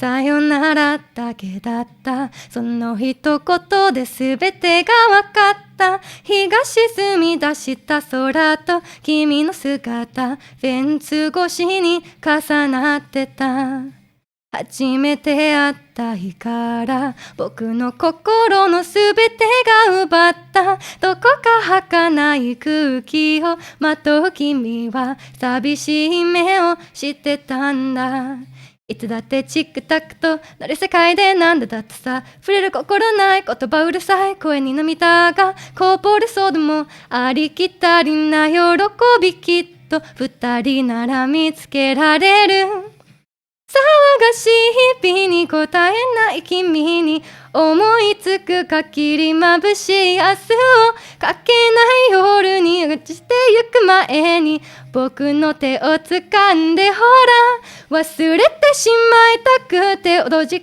めた日々に抱きしめたぬくもりで溶かすから怖くないよいつか日が昇るまで二人でいよう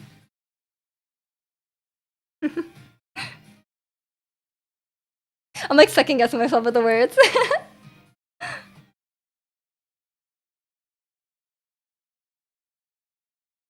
君にしか見えない何かを見つめる君が嫌いだ見惚れているかのような恋するようなそんな顔が嫌いだ信じてたいけど信じれないけどそんなのどうしたってきっとこれから会っていくつもあってののたんび起こってないってくのそれでもきっといつかはきっとこれはきっと分かり合えるさ信じてるよ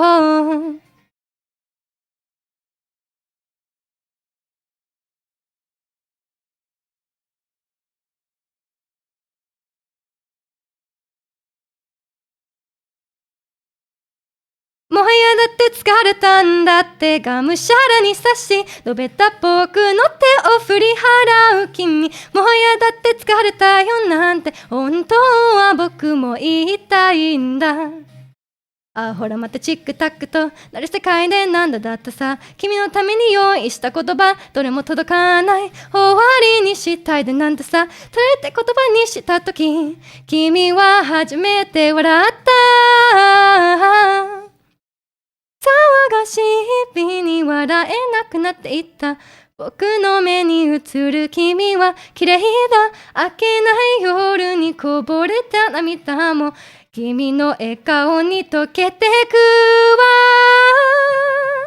変わらない日々に泣いていた僕を君は優しく終わりへと誘う沈むように溶けてゆくように染みついた霧が晴れる忘れてしまいたくて閉じ込めた日々に差し伸べた遅れた手を取る涼しい風を空が泳ぐように今吹き抜けていくいだ手を離さないでよ二人今夜に駆け出してくAh, I choked right at the end. Thank you, Kalani. I worked so hard to learn the words. I really did. Thank you, everyone. The hardest part was learning all the Japanese. As you can tell, it is really, really fast, and there's so many words in such a short amount of time. And I was like, okay, I gotta do it. 信じたいけど信じれないけど I'm glad you liked it though, Kalani. I hope it was worth the 4-year wait. You can go so high. That's not even that high. The lower parts are harder. I think she goes lower than I'm comfortable going, you know? But the higher notes, you guys know I've been doing opera singing lately. Like I've been learning classical singing. I've been learning classical singing, so singing high in like that contemporary sound was like I had to like relearn how to do it in that moment. At that fast part, I was like, "Whoa, is this fast? Like a rap?" I know. She's like half rapping, you know. So like that's why it's hard. Cause like I know a lot of Japanese songs actually, or I know like a fair amount of Japanese songs, and I have songs in Japanese on stream before, but nothing that fast. That's why this song was always like on my bucket list to learn, cause I was like, oh, it's tough. Maybe we'll get Sis Cream. What the heck is Sis Cream? Can I cash in an XG song in 4 years? You can. But yeah, I mean, I'm open to giving free birthday songs for people, but I think if it's like on the spot, it has to be a song I know, obviously. So, I guess it's Maestro's birthday as well. If you would like a birthday song, if it's a song I already know, I can sing it. But if it's a song I don't know, it's a 4-year turnaround. Actually, if it's an English song, maybe like I could probably do it in like 1 year. It just won't be like at the time, you know? It's your birthday next week. I mean, I feel like the songs that you would request me, I might already know, you know? Or like a theater song. I know you're a theater fan as well. You want one in December? Okay, if it's a song I already know. If it's a song I already know, I can sing it. Which noise punk do I choose for my birthday in 4 years? I'll sing David Diggs. XG is English. Okay, fine. 2 years. 2 years. Yeah, Ice Cream, can you do it? No, Maestro. The only weeb songs I know Comedy. You know the one from Spy X Family? I know that one. I know... I know Lemon. Kenshi Onizu, I know Lemon. And I know some 90s Japanese songs. The ones I like to sing are 90s songs. That's my Japanese song set list so far. Getting A Ice Cream December of this year. No, for Japanese songs, the 4-year turnaround. I'll find you one, no worries. Okay. I mean, December, I have lots of time. Your 2021 self has now ascended. Yay. Me too, honestly. I'm very proud of myself for learning that whole thing. Spy Family. Oh, you want to hear Spy Family? Look, I don't know if I have the right key of that one. I need to find a higher key of that one. Stay with me, that one? I don't know the lyrics to that one. Apparently that song is like not that well known in Japan. It just became famous like outside of Japan after years. 90s Japanese songs, which artist? The one I like to sing is called My Revolution by Watanabe Misato. Lot can happen in 4 years, but cast theme. Cast theme. Like that. I can do it. I can do it. I'll just sing it so flawlessly. Yeah, it's really popular now. Comedy, Genoshino, higher key. Will that come up? Higher pitch. I need an instrumental. I actually made. Oh, sorry, not instruments. I actually have one. I actually made one for myself because I was singing it myself. I have to just send it to myself somehow. You might request Ami Yumi song. That's gonna be 4 years, man. I hope you're willing to wait. And welcome in, Ticklish. Hope you're doing well today.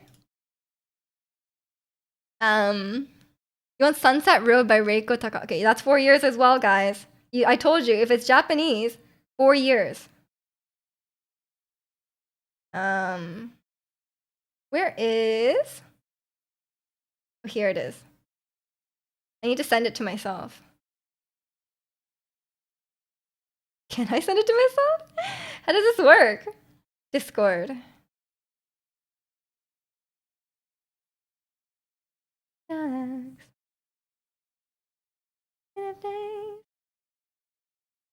Okay. Let me send it to myself and see if I can play it. Sorry, this is a whole process. I need to change the key. Hope you're doing a splendid doodly. Wow. Yeah, I'm doing splendid doodly. 2029, you're gonna be a J-pop idol from all the requests. I really am. I'm gonna have so many things to learn, apparently. Wait, did it even send? What happened? Hello? Is this working? Have you heard the singer Laufey? Oh, true. I don't know if I know the lyrics. I could do like I know From the Start. We have that song is in the Yoonjin cover. Bro, this isn't working.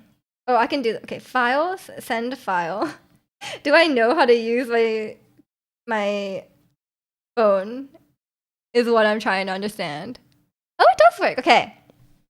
What if it's English but in a thick northern accent? Like Northern England? What if it's a Japanese version of the Sukiyaki song? It's in Japan. It's called Ue wo muite aruko. I don't know this song. If it's like a children's song, I might know it. Okay, let me see if this works. Waiting for the spy. I'm working on it. It's true. I'm having technical difficulties. I'm sending the instrumental that I created to myself. I think I got it. Okay. I need to pull up my own lyrics as well. Because I can't read the normal lyrics. It's a whole process for learning Japanese songs. First, I type out all the lyrics for myself and I replace all the kanji I don't know with hiragana. And then I learn all the words. And then I learn how to like sing it well. It's a whole process. He's from Middlesbrough, so Jack can help you. Okay. You like how each of my buttons is a different color? I do as well. Hearing Miji do the northern accent would be the best thing. I don't think I can. You play the piano with the song? I don't have a piano. Okay. Let me see if this works. Can we hear this?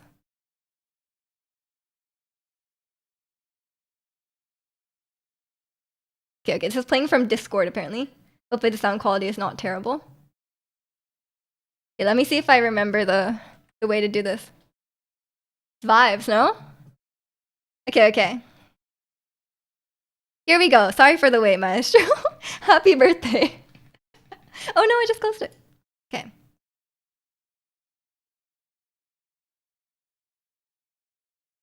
争い合って壊れかかったこのお茶目な星で生まれ落ちた日からよそ者涙枯れ果てた帰りゆく場所は夢の中こぼれ落ちた先で出会ったただ秘密を抱え普通のふりをしたあなたと探し諦めた私の居場所は作るものだったあの言い交わした血に勝るもの心たちの契約を手つなぎやろうか今日は何食べようかこんなことがあったって君と話したかったんだいつの日も君となら喜劇と踊るきしむベッドって笑い転げたままでふざけた生活は続くさ踊ってると言われそうだったこのイカれた星で宇宙のふりをして気づいた誰か決めつけた私の光がどこにあった見ほどけた洗い物に心からのさよならをかけてあげようか咲き誇る花々こんな綺麗なんだって君と話したかったんだどんな日も君といる奇跡を命つなぐキッチンであがいきれないままでふざけた生活は続く仕事明けに歩むほどに朝日が昇るわありがとうでは足りないから手をつなぎ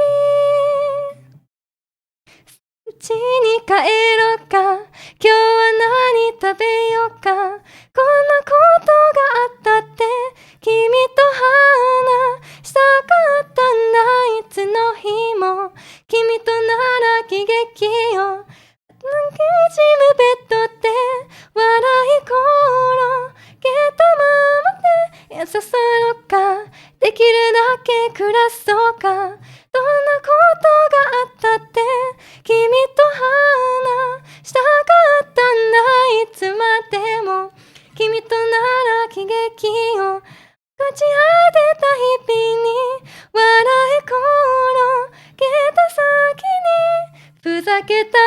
生活は続くさ.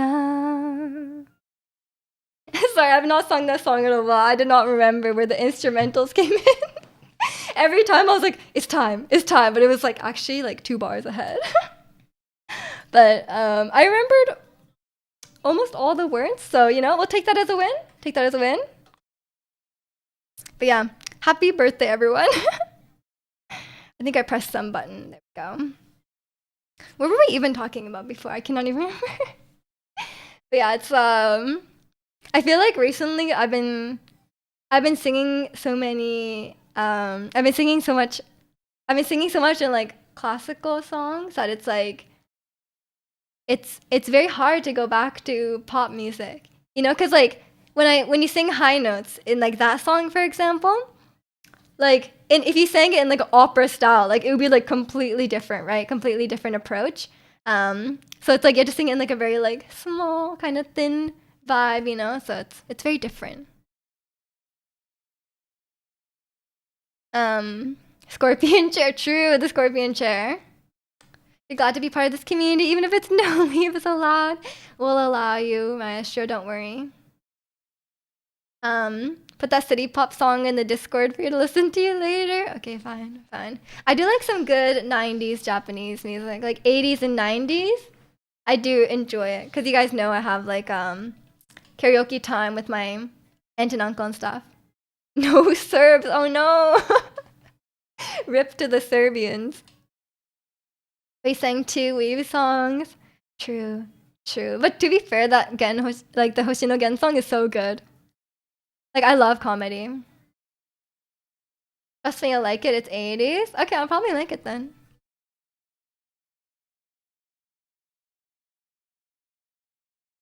Gotta learn Nevermore 76 by next March 31st. Okay. There's not that many words, no? I feel like I could do it. Or you mean on guitar, or you mean singing?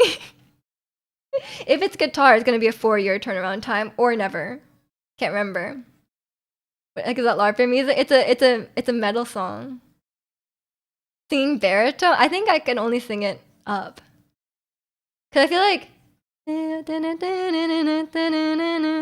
or does he sing an octave below that?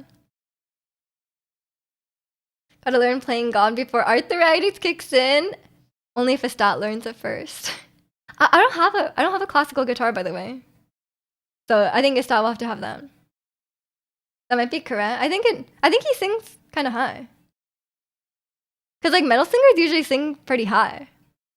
Cause usually I just sing along in the normal key. Is that supposed to be learn playing God? Is he? You could always go half and half and get a guitar. Yeah, I would love that. So happy about that. He does have a huge range. I mean, a lot of men do. Like, a lot of men can sing in the female range. Like, men usually have larger ranges. Like, they can sing lower, and a lot of them can sing just as high. But some guys, like for example, like you might have noticed when I was singing comedy, the verses are really low. It's like and it's like really low, but the chorus is really high. It's usually how it goes a lot of times with like, especially if they're a tenor, which most pop singers are. Male pop singers are usually tenors. So it's usually like the low parts are too low and the high parts are too high. So it's the whole thing. Because if I tried to sing the whole thing in one octave, it would be like, if I tried to sing in his octave, it wouldn't work because it's like, I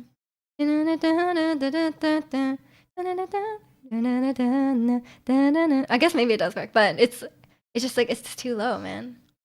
I just sing it high, but then like it's very very high, as you could probably tell while singing it. It's like, it's so high. So I kind of dislike tenors for that reason. But when I sing along to like Fall Out Boy, I'm singing in the same key as him, and I'm like, damn, it's high. When I picked the Miju Mad, Emo posted the original. Yeah, the overlay always makes the original one, but on the chat it's always the. I think it's kind of broken because they both have the same name, So like even people who aren't subbed can type me jug mad, and in the chat it will show it will show as the um the sub emote, even if they're not subbed.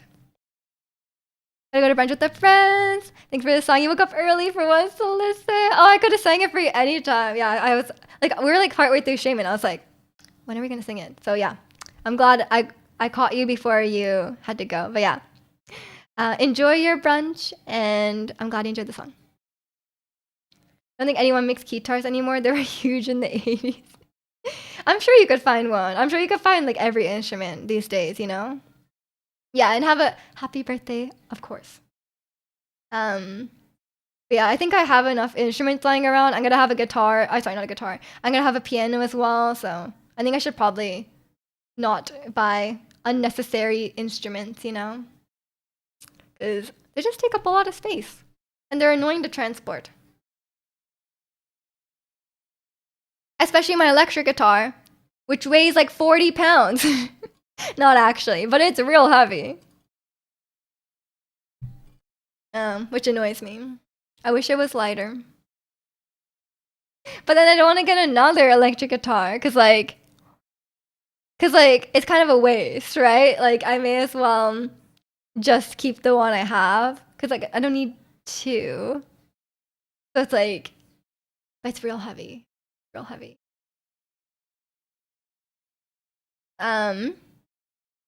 And then you gotta drag the amp. I don't have an amp currently. I used to have one and I got rid of it because I thought it was bad. But right now I don't have an amp. I just if I play on the electric, I just play with it unplugged. But yeah, I haven't done that. Get the Tim Henson model, the classic one, or the Ibanez, like the the electric one. Wasn't the copyright strike on a singing stream where you played the piano? I think so. Maybe it was when I was playing guitar. It actually struck me. BG MTV Unplugged. I was. Let me see. I think one of them was copyright. Okay, no, sorry, not copyright. Blocked. Visibility private? I guess it has to be private, no? Oh yeah. No, I think they all get like claimed, but none of them got blocked. Like 700. That's pretty expensive. Yeah, I feel like I want to get another electric guitar because the one I have is really nice. So it feels like a waste not to use it. And I feel like I wouldn't justify it. Hybrid, how about the diesel one? Oh, but they're so annoying to fill up. You gotta go to the gas station with the guitar. Like, man, I told you it's heavy. Anyway. His full electric ones are like 1500. Wait, what is it a hybrid of? Why is it considered hybrid? Yeah, I feel like if I was gonna get a second guitar, I could just get like a really cheap practice one, you know? So like I feel like I get a really cheap one that I feel like I could just like practice on and like I could take it with me places and not worry about it. So I think I would probably just get a really cheap one. Like an acoustic electric? Oh, but I already have an acoustic electric. You mean the acoustic guitars that plug in, right? Mine is I already have one of those. So it's not very necessary because I've played with my guitar plugged in on stream. But yeah, it's I'm more excited to play piano on stream, and I feel like I'm more comfortable accompanying, or not more comfortable, but like I think like I could do a lot more songs if I had both the piano and a guitar, you know? Because like different things for different songs, you know? I think it'd be fun to play piano. It's been a while. It's been a while since I've done so. And it's really hard to practice songs like for singing without a piano. I have like a little piano app on my phone, but you can't play very fast on it. So I'm like, it's really annoying. So I'm like trying to learn like something really difficult on when I'm singing. And you can't like play along with it fast enough to like sing along. So it's really annoying. And I feel like I really internalize it if I like play it physically. Can't believe I missed concert streams. You can always request a song, Angel. It could be like just like a concert. Um, Piano apps don't help. They really, I mean, just if you just need like a note, like sometimes you just need a note, like that's fine. Yeah, exactly. But like to play something, you could never play it on the piano app. It does not work. Cause like I at the end of the song we were learning has like a bunch of runs, and like I'm like I cannot. And wait 4 years for the request to fulfill? No, like the ones there's a channel point redemption for a song. That's instant. But I have to know the song. Like the 4 years is for me to learn a new song that I don't know. But it's instant if I already know the song. If that makes sense. And welcome in, Wise. Hope you're doing well today. But yeah, I think having a piano will just improve my life in general. But yeah, it's now that I think about it though, when I move, if I get both a new PC and a piano, I'm gonna be broke. If I get a new PC, a piano, and buy all new furniture, would that be like $10,000? I don't know how much furniture costs. Do I need like an extra 10 grand or something? Like, I'll need to budget this all out. I was like, oh, when I move, I'm gonna get a piano, and when I move, I'm gonna get a PC. But the PC is unrelated. But I'm also like, oh, I want nice furniture, like non-IKEA furniture. Will it be like 10 grand? Can I expense it on my taxes? If I use my piano on stream, can I expense it on my taxes? That's a lot of money. I guess it's like either way, I would be spending it. It would just be more spread out. In this situation, it would just be like all at once, I guess.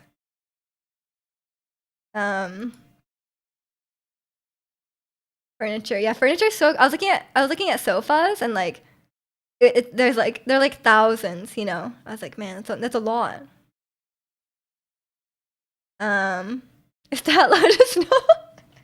Our resident tax guy. Yeah, I don't think expensing on my taxes will help that much. When I moved here, I got some cheap furniture. And I bought a PS5, and that was the most expensive thing. That was my expensive moving in thing that I got, a PS5. But that was less than $1,000 this time. How much do pianos cost? How much do electric pianos cost? Like a really nice one, 1,000. And the PC will be like 2K, right? And then furniture, man, expensive.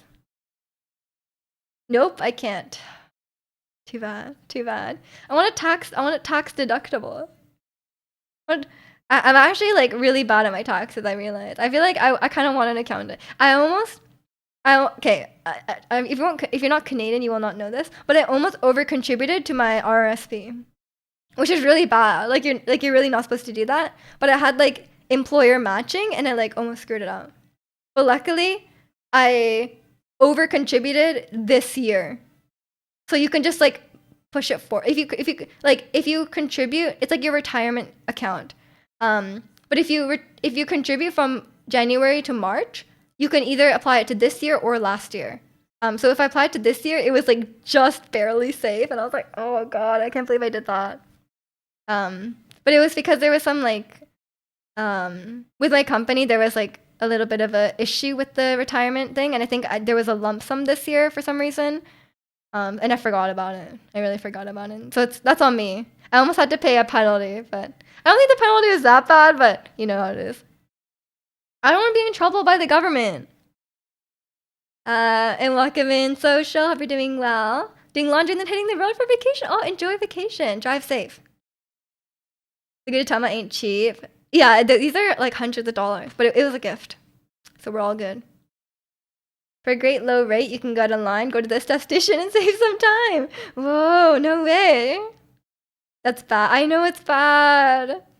But I won't do it again. There was a close call. I avoided consequences, so I will not do it again. But yeah. I'm usually pretty on top of my finances. I just did not know about this RSP thing, okay? Roland and Yamaha are the good ones to go. Most of them are over 500. 500 is not too bad though. You got your answer for $60 at Kohl's. Well, you got a piano at Kohl's?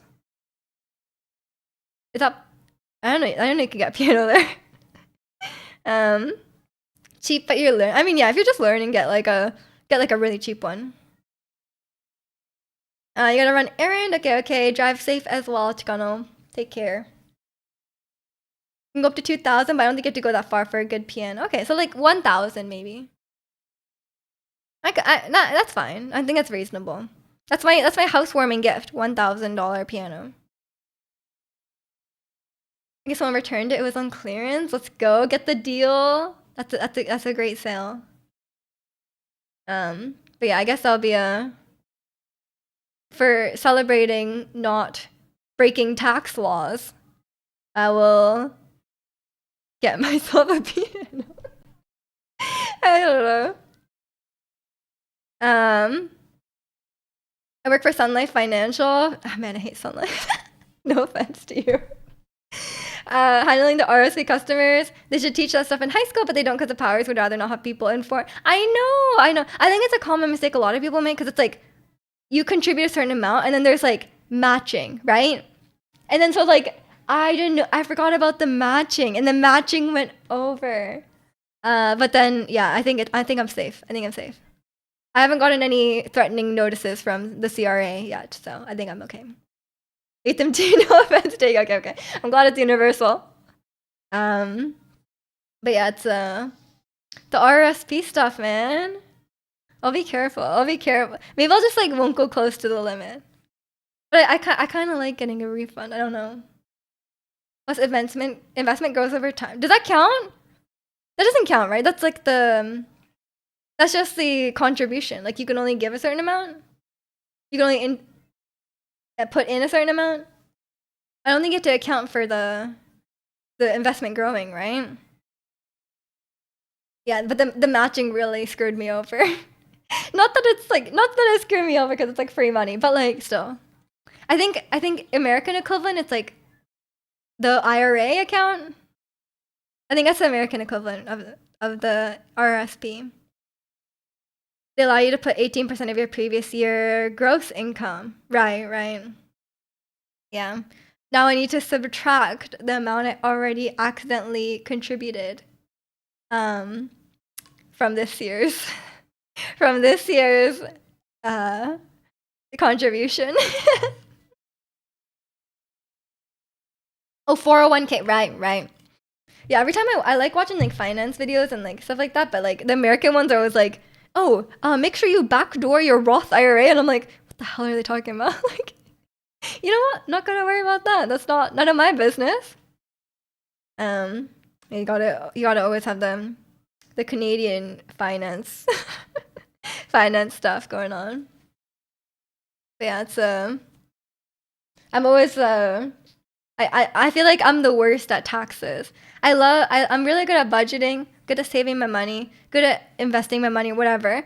But taxes, I always forget. Like I'm like, I forgot what I contributed to my RSP. I don't remember. And then they never sent me the paper slip, so I didn't know about it. and then like the day after taxes are due, they uploaded it to the CRA, and I was like, thanks. That's the day after it was due. And then I had a bit of a heart attack because I was like, oh my god, that's over the limit. But it was fine. There's a new account that's offered. Yes, I've been doing that. Don't worry, I got it. I'm on the FHSA. But yeah, it's good. Because I have not bought my first home yet. Your CRA account online shows your limits, but they're a year behind because they wait for your tax return to update. Yeah, exactly. So you gotta do the math yourself. I'm just gonna like, maybe I should just put in half the amount and then I'll always be safe. Cause like, how much could my group RSP be adding? You know, like, I'll see. I need to check that more. I just never look at that. It's because their website doesn't work. I don't think it's Sun Life, but those The benefits ones, like, don't work. Yeah, I love my TFSA. Me and my friend used to be like really upset because you could only start doing it when you turn like 18 or 19. The year before was the year that it was 10K. You know, there was 1 year. If you're older than me, you will have experiences, but there's 1 year where the limit was 10K. Missed it by a year. Should have been 1 year older. Most people just put into the amount to the point where they get maximum employer match. Yeah, that's what I do. Yeah, that's what I do. But I also contribute myself, like outside of the employer match, so it went over because of that. Because I was like, oh yeah, I have this much contribution room, and then I subtracted the amount I personally provide, but not the matching, not the matching. Remember that year? Yeah, I think it was like the conservatives or something. I don't really remember. I understand their reasoning for like not increasing because I think it only benefits rich people, but yeah, there's an election. Okay, valid. So it's that they're like giving away free money or whatever. But yeah, it's I did my taxes twice. And now I think it's all good. I didn't commit any tax fraud, I think. So I think we're all good. And welcome in, Bunny. Hope you're doing well today. That our election is over and done with. Why? Oh, you just don't like the whole election cycle? Cause I understand that. I think it was really annoying because like people just like there's just so much going on, you know. At least we're not as crazy as America, but you know, it was yeah, it's really toxic for sure, for sure. It was just like a lot going on. Wanted to get it over with. I voted early and it was all good. You're an American. Good luck, man. Enjoy. Will you be getting Switch 2? No, not currently. I don't have anything I really want to play on it yet. And it's kind of expensive, so unless I really need it, I don't really want to get it. I don't play that much on my Switch right now, so maybe when like Breath of the Wild 3 comes out, if it's like Switch 2 exclusive or something, then maybe I'll get it. But right now, I don't have any reason to get it. What about you? Any other? Speaking of finances and stuff being expensive, Switch 2. Will you be getting? Oh, sorry, I just read that. Duskblood doesn't come out until 2026, so there's no reason to get it now, even if I want to play Duskblood. Breath of the Wild 3? One day. But yeah, I think the games will be backwards compatible for a little bit anyway, so. Skyward Sword 2. We all know Bunny's dying to play that. Can't wait for the long-awaited sequel. I don't know if I would play. Even personally, I don't think I would play Skyward Sword 2. I don't know. Can't believe gamers are in an uproar over the price of games, with the industry planning to set the price around $80. Mario Kart World is $120 after tax here. That's crazy. I think that's a crazy price for Mario Kart. If Nintendo makes Skyward 2, I'm gonna need to have a talk with them. You're gonna storm their headquarters. Yeah, for sure. Yeah, I just don't have anything to play on the Switch 2, you know? Like, I'm not a Mario Kart person. And definitely not a Mario Kart person for $120. So yeah, I don't really have anything. It's pricey, yes, but still cheaper than what we used to pay back in the SNES era. I mean, yeah, but it's still pretty expensive. Especially, like, it depends on the quality of the game. Like, honestly, because, like, some games I haven't minded paying $100 for, but, like, I think $120 for Mario Kart is a bit ridiculous. And also, like, if Pokemon's, like, $100, like, I think that's such a scam. Paid $99 less tax with the copy of Chrono Trigger, but, like, back then, games are so expensive. Or sorry, games are really expensive to produce and stuff, right? And these days, like, imagine getting, like, it's like a digital game. It's like I just don't I don't think the game should increase linearly with the inflation. You still maintain that you overpaid for Tears of the Kingdom? I mean, yeah, I paid $100 for Tears of the Kingdom as well. I think it's okay. I don't know. I think $100 is a bit expensive, but I paid $100 for The Last of Us remake, Ragnarok, God of War Ragnarok, and Tears of the Kingdom. I think some games are, yeah, some games are. It depends on the game. Like I said, like paying $100 for, like, say, imagine Scarlet and Violet was $100. That would be such a scam. That'd be robbery. You paid retail for Tears of the Kingdom immediately. Regretted it and returned it the next day to wait for someone to sell it secondhand. Yeah, that game, yeah, was expensive for sure. You're okay with paying $100? That's your upper limit. Yeah, fair enough. I've definitely paid $100 for games, but it really just depends on the game. And Mario Kart 120, like that's a lot for Mario Kart. It's not like a life-changing game, is it? Don't know. I miss the PS1 era when games dropped to $50 for a AAA title. Yeah, I mean, like even now, like when I bought my PlayStation, I would buy stuff like God of War, and it was like $30, like because the price had dropped so much because the game was old, right? So, but Nintendo games just don't do that, which is a whole other thing. Like they never drop down in price. But yeah, I think $100 can be okay, especially when I usually pay 90 for a full price game. Like 90 is pretty, as in Canadian, like 90 after tax is pretty common. 100, I think when games are $90, $100, I'm definitely more picky about what I buy. I'm less likely to just like be like, oh, let me just try this out, you know?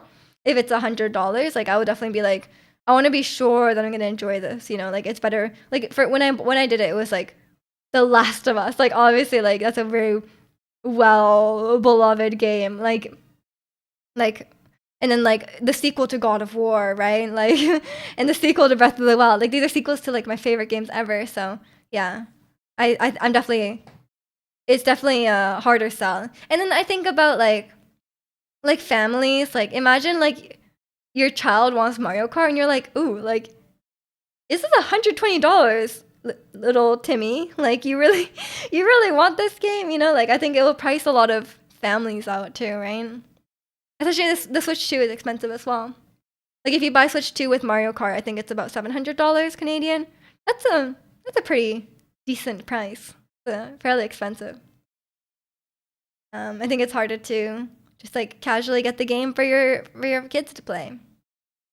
Yeah, it kind of definitely depends on the title for me. I think like if it's like $30, I'm like easily buy it. Did I pay for a PS5? It's expensive. I paid like $900 for my PS5. Yeah, really expensive. She didn't buy Monster Hunter Miles. I'm playing Baldur's Gate right now, and I'm gonna be playing Night Rain, Elden Ring. You gotta join us on Elden Ring, Ricky. Yeah, I think PS5 was too expensive. I talk about this a lot, but I really regret buying my PS5. I could have just played those games on PS4 and saved my money. Because, like, I bought the PS5 with the assumption that more cool exclusives would be coming along. But then now they're like, oh, PS5 era's done. They're done. Like, no more games. I'm like, there was no games. Come on. Pokemon Legends ZA with the reduced detail graphics, 120. I could see it. Like, Pokemon would, right? Your graphics guy. True. I was very happy looking at The Last of Us remake. I thought it looked really good. But for like $1,000, I don't know. But yeah, I didn't want to play the Last of Us. But we'll see. You settle for PS4 and someone's selling a PS5 cheap, so I jump and now I have like one PS5 exclusive game. Yeah, none of the games are PS5 exclusive. It's so annoying. Also, I'm going to go to the bathroom. I'll be right back. We can mull over our financial decisions while I go to the bathroom. Enjoy the Mallow Mart. Give me a couple minutes.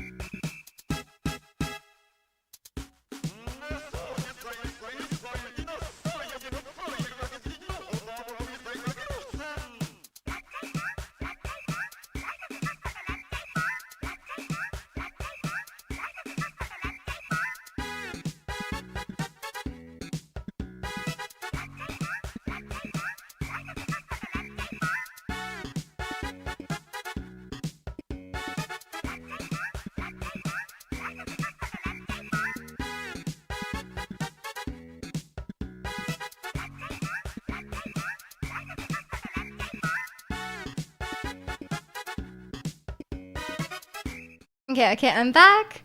You're in that boat too. You bought a PS5, I think you get more solid exclusive, and nearly every game I've played since the PS4 version. I'm the exact same way. I know.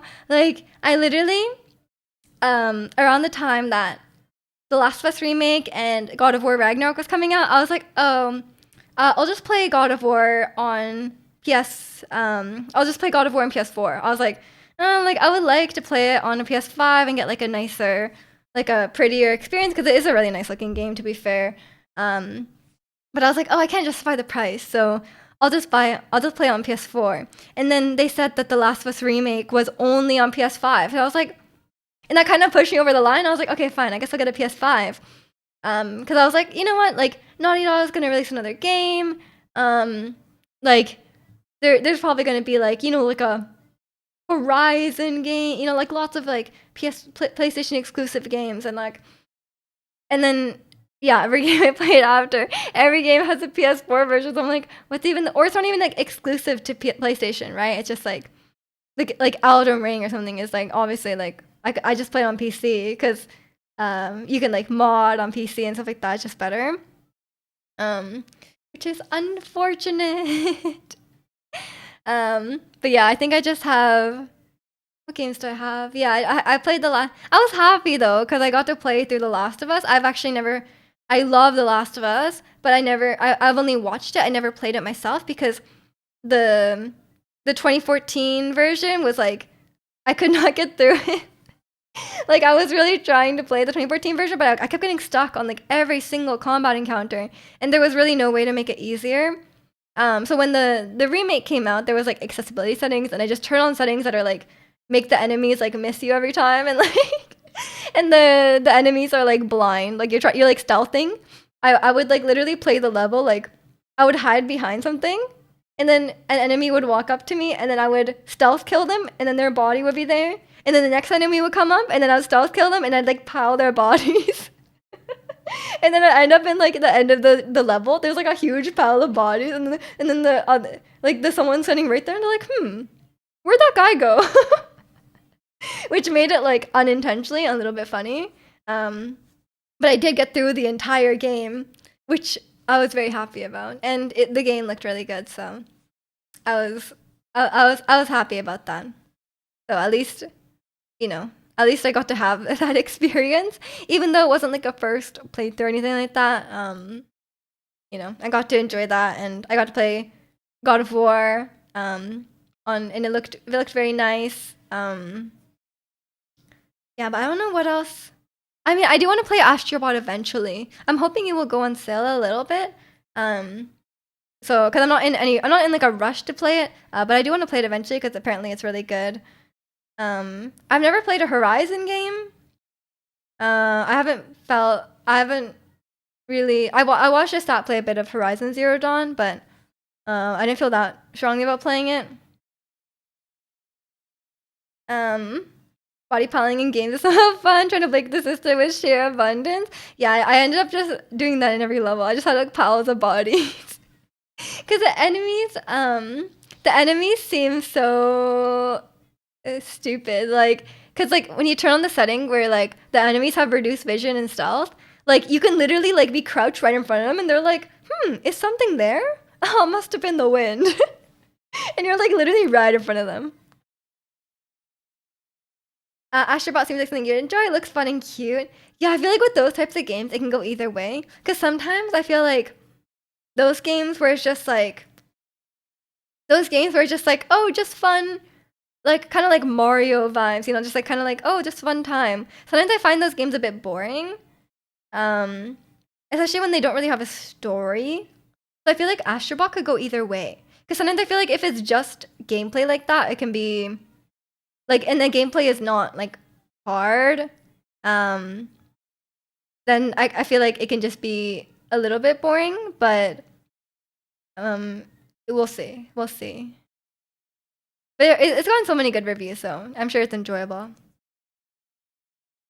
And I still have a Split Fiction. I bought it on PS5, but haven't gotten very far. I literally like, speaking of games being hard and like fun and cute, like I've spent, I don't know if you've played it yet, Ricky, with Kimmy, but like I've been dead like the whole time. Like I played like the first like level or two, and I'm like dead the whole time. I'm like, is this okay? Like I feel like I didn't die this much in It Takes Two. I was like constantly dying. Split Fiction, yeah. Have you played that Stray game where you play as a cat wandering the city? No, I watched it stop play that one too.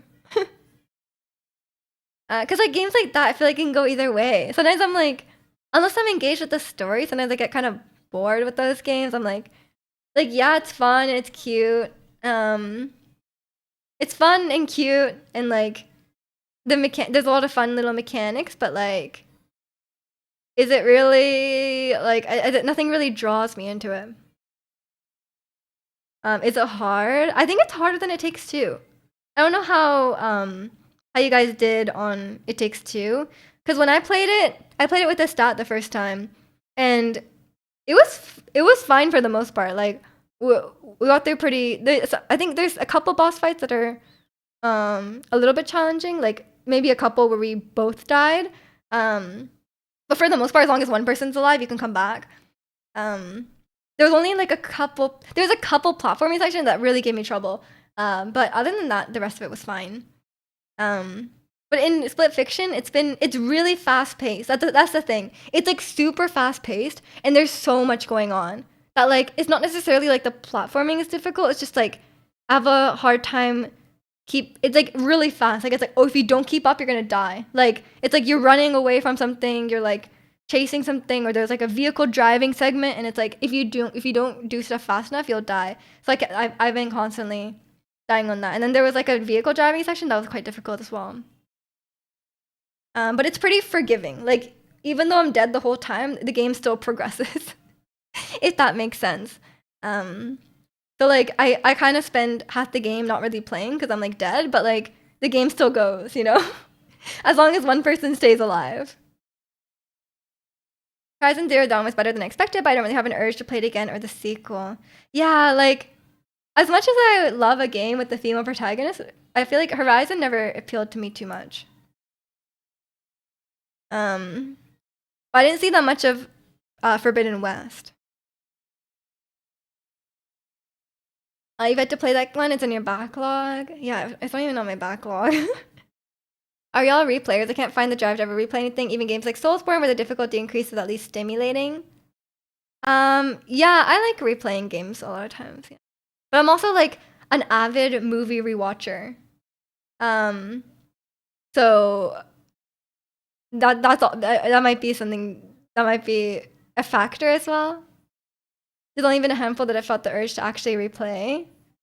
Yeah, I think it depends on the person. Some people like never rewatch shows, never rewatch movies, but it depends. Kimi started gaming not a long time ago. She was struggling with a bit with platforming. Boss fights had a good difficulty, like you said. But you can still keep playing it if you die. So Split Fiction is a bit harder. Seems good to me. Because he got better eventually in the game, so same difficulty would be a bit boring. Yeah. I think I'm probably around the same point as Kimmy. And yeah, I played It Takes Two like a few years ago, and I think I don't know if I've improved since then because I think I've gamed less since then. So if she has improved since then and she's been consistently gaming, I think she'll do fine. It's not like insurmountable. Like you'll get through. Especially I know like Ricky, you'll do fine and you can like stay alive during those segments. I just found it quite overwhelming, the game itself. And I say that as someone who's been like playing Elden Ring, you know? It's not necessarily like a difficulty thing. It's just like, wow, there's a lot going on. And it's hard to keep track of everything. You're on your 5th Baldur's Gate playthrough. True. Draconian definitely likes replaying things. I mean, I've been replaying Baldur's Gate as well. But I feel like the second time through is like a bit of a different experience. I think the second time through I'm more focused on combat and like I'm more focused on like combat and like my character spells and stuff like that. Because the first time I was like, oh, I want to continue the story. I want to see what happens to the characters. And then I was a bit disappointed at the ending. And then I was like, oh, I like the character resolutions in Act 3, but the actual story, I was like, I don't care. So now I've lost interest in the story itself, the main story.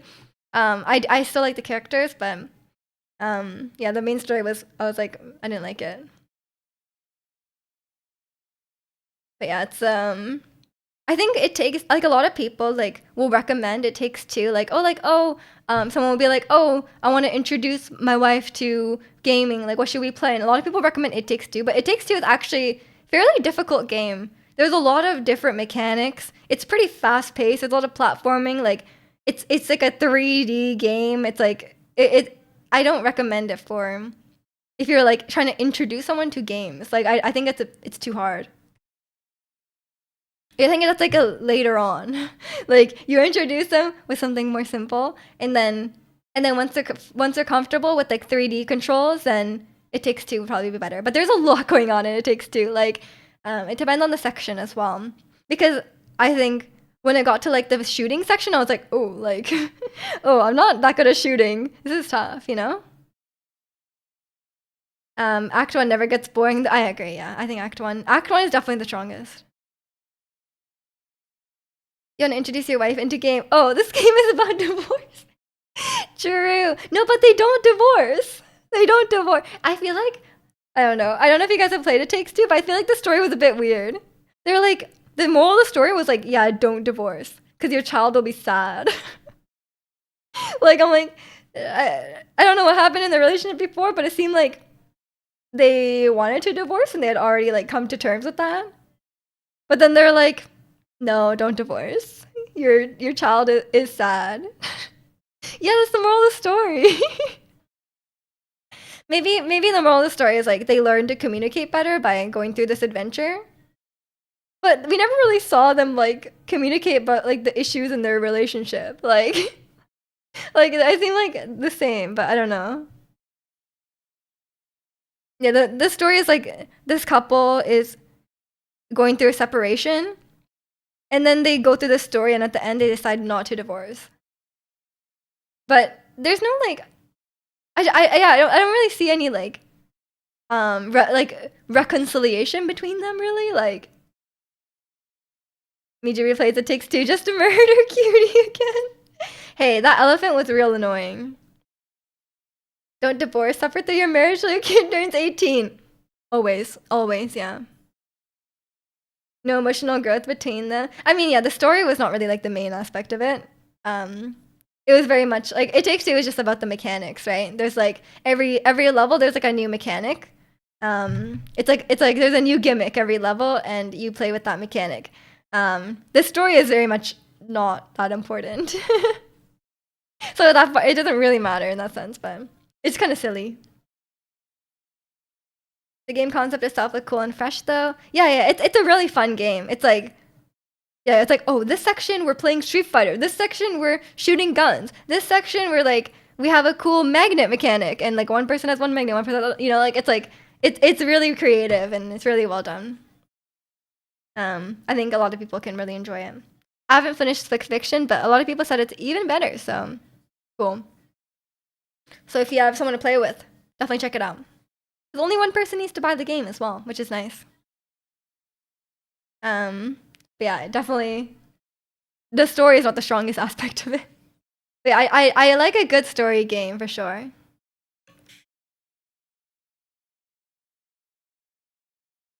Similar feeling to like your first time playing Mario Party? Yeah, sort of. It's more like Mario Odyssey, I guess.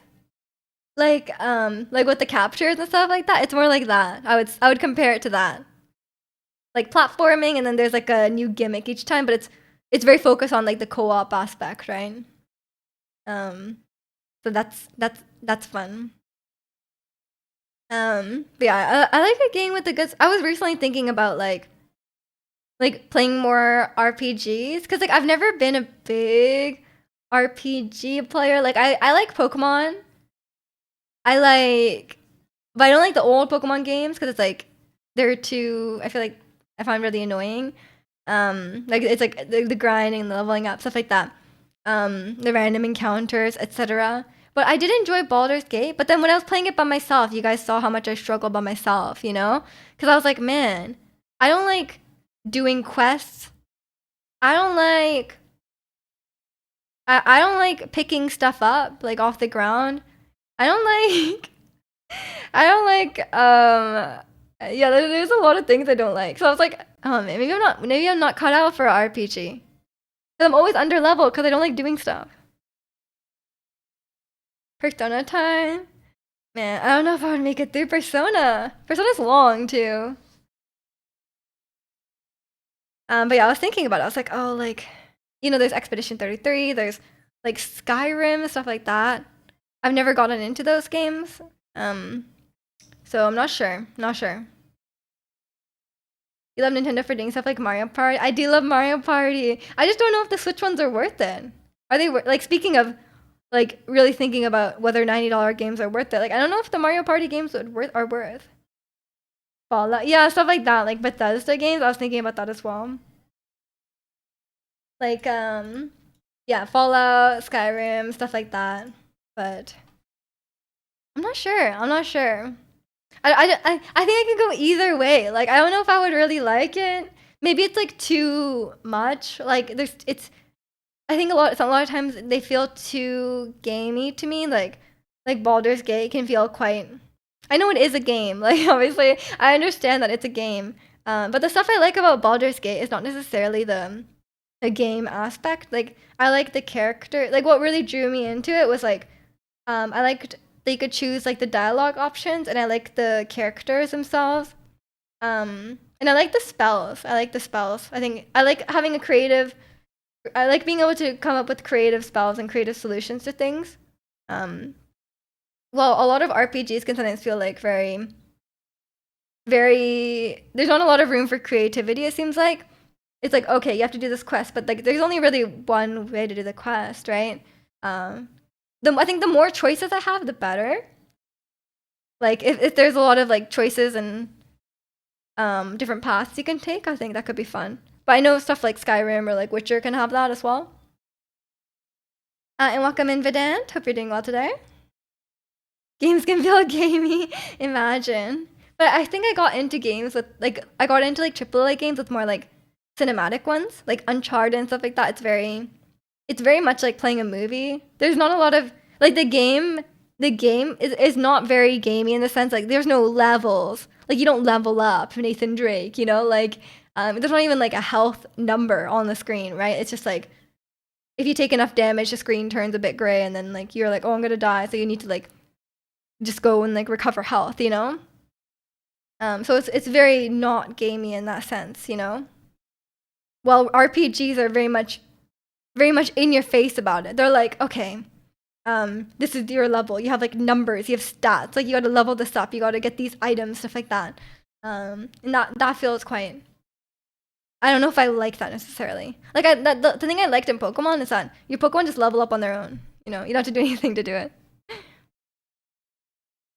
Red Dead Redemption 2. Have you played that one? I have not. I have not. I know Angel has. Um, Red Dead Redemption was one of the rare games that after finishing, I was not satisfied, so I replayed it. Yeah, maybe I would like it. I think as long as there's like like choices and stuff. I like having I think choices are good. Or like just freedom to like play the game how you want.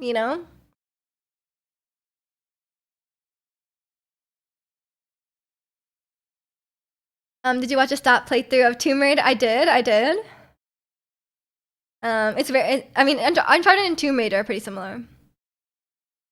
But Uncharted, I feel like I haven't played the older games as much, but Uncharted 4 especially, I think the story is quite good. I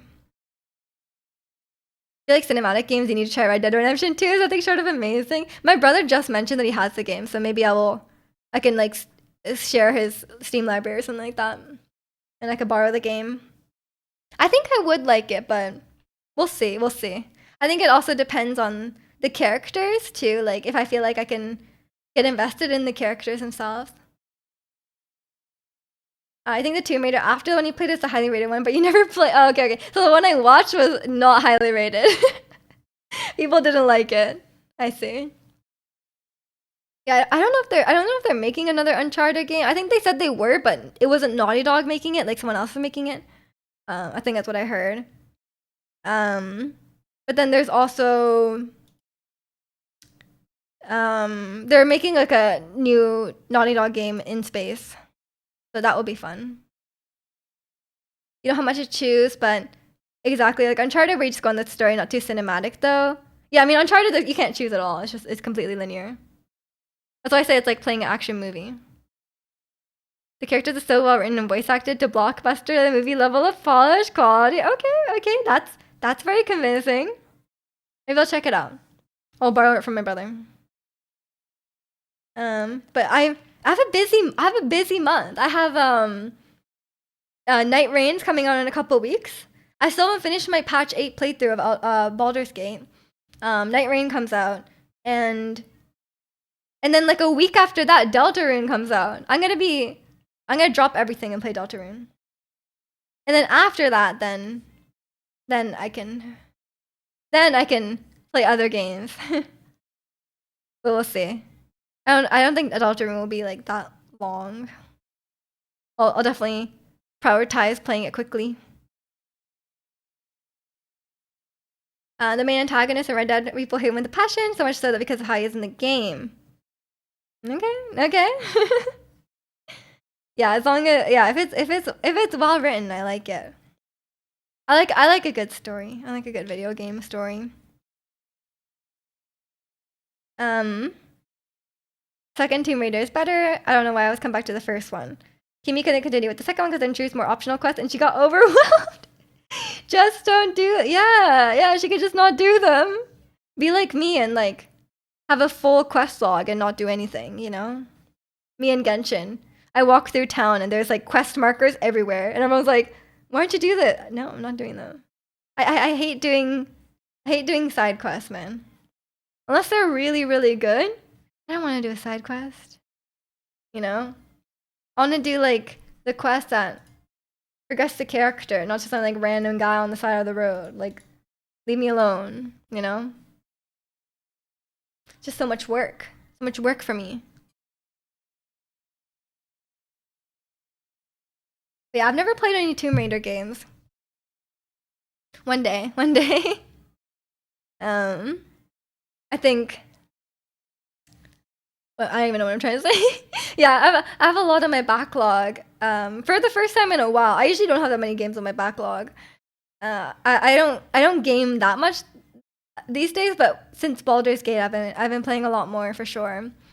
And yeah, so up until the summer, I'll have some games going through to play, and probably until like July or so. Some games these days though have too much content to the point where I can invest hours and hours and still not do all of it. I mean, yeah, speaking of JRPGs, they're very long. You don't game, miss games. I'm gonna be a gamer soon, Angel. Don't worry. I'm gonna hop on Inzoi. We'll see. Now I've been playing Genshin. I've been playing a decent amount of Genshin. I'm gonna be a gamer this summer. Just you wait. I want to start Metaphor and I tried the demo, but boy, was the UI overstimulating. Oh my god. I mean, Baldur's Gate is the same. The UI is crazy. The first time I saw it, I was like, no way in hell I'm playing this. But I made it. I made it through. But then I saw the dialogue options and I was like, ooh, I kind of want to do the dialogue options. So then, you know, I'm a sucker for choose your own adventure games. I love that stuff. Like Yakuza games. If I said 225 hours, they probably only did like 60%. I know, it's always the Japanese games, man. They're so long. Who has time for? I mean, like, I appreciate the time per dollar value, but like sometimes it's too. Sometimes a good 10-hour game, like a short 10-hour, 4 hours even, like a little indie game. That's all you need, you know. Sometimes having more is not necessarily better, you know. Like I'd rather have a more tight experience with less stuff, you know. But Baldur's Gate is also a really big game, to be fair. I think it's quite long, but you don't necessarily need to. I'm not someone who like 100% games. Like my first playthrough of Elden Ring was only like 40 hours. Like I didn't do any side stuff in Elden Ring. I was just like boss to boss to boss, and then like if I need to level up, I leveled up. You like more content if it's post finishing the main story? Yeah, I guess so. That makes the option. Yeah, yeah, that's fair. Yeah, because the games are always like that. You go to the point where you're burnt out. You just push to the end so you can see the credit roll and play a new game. I mean, yeah, yeah. I could never grind out all that stuff because, like, yeah, I'm not a like I said, I'm not a side quest enjoyer. I'm not a collectible enjoyer. Like, I don't really care about any of that stuff. I just want to experience like I just want to experience like the meat of the game, the story, the main gameplay, like bosses, whatever. Um, I don't necessarily care about like I don't like when things are grindy, so not a huge fan of that for sure. Um, but yeah, speaking of games, I'll see how Inzoi runs, but I really don't think I could stream it and play it. If I can't stream and play Baldur's Gate, I definitely cannot stream and play Inzoi. So if I'm gonna play Inzoi, it'll probably be like after I build my PC. But I need to think about all this stuff, all the stuff I'm gonna buy. I need to think about it. Yeah, I think it would be really fun to stream Inzoi because I had a lot of fun streaming Sims. Um, and yeah, the Sim was really funny to stream. I was gonna recommend Dragon Quest when you said you aren't into grind. Yeah, I've never played a game that's like really grindy, so I don't think I would like when I played Pokemon Diamond. I was like, this is too grindy. Pokemon Legends Arceus too grindy. I cannot play it, so that's probably not gonna work out for me. But yeah, although I do like a daily grind. Like I like playing, but I can only handle like one of those. You know, like if it's like a live service game, I can only handle one, and it's Genshin. I do my Genshin dailies, and that's enough. You know, I cannot play 2 daily games. But yeah, I think I will leave it here for today because we've yapped a good amount. Waiting for a bit to fully release better, but you can definitely stream it how it is right now. Yeah, yeah, that's true. I don't know when it will fully release, so it might be years from now. Um, but I don't think I can stream it. Like I think I can try running it, but I don't think it will run and stream. Like I really do not think it will. Because if Baldur's Gate doesn't, then like there's no way Inzoi will. K-pop idol career will be fun to watch for sure, for sure. Maybe I'll try it out a little bit and see. But my poor VRAM, my poor VRAM will be full apparently. But yeah, I will leave it here for today. I'm gonna go eat lunch and stuff like that. I'll be streaming again some gaming on Wednesday at 3 p.m. Pacific as usual. If you want to see more yapping, I'll be yapping every weekend. So Saturday, Sunday as usual. An enjoyable long weekend. Thank you. And you take care as well, Angel. And you too, Reiki. Yeah, thank you all so much for watching today. Join the Discord if you haven't already. And I will see you all next time.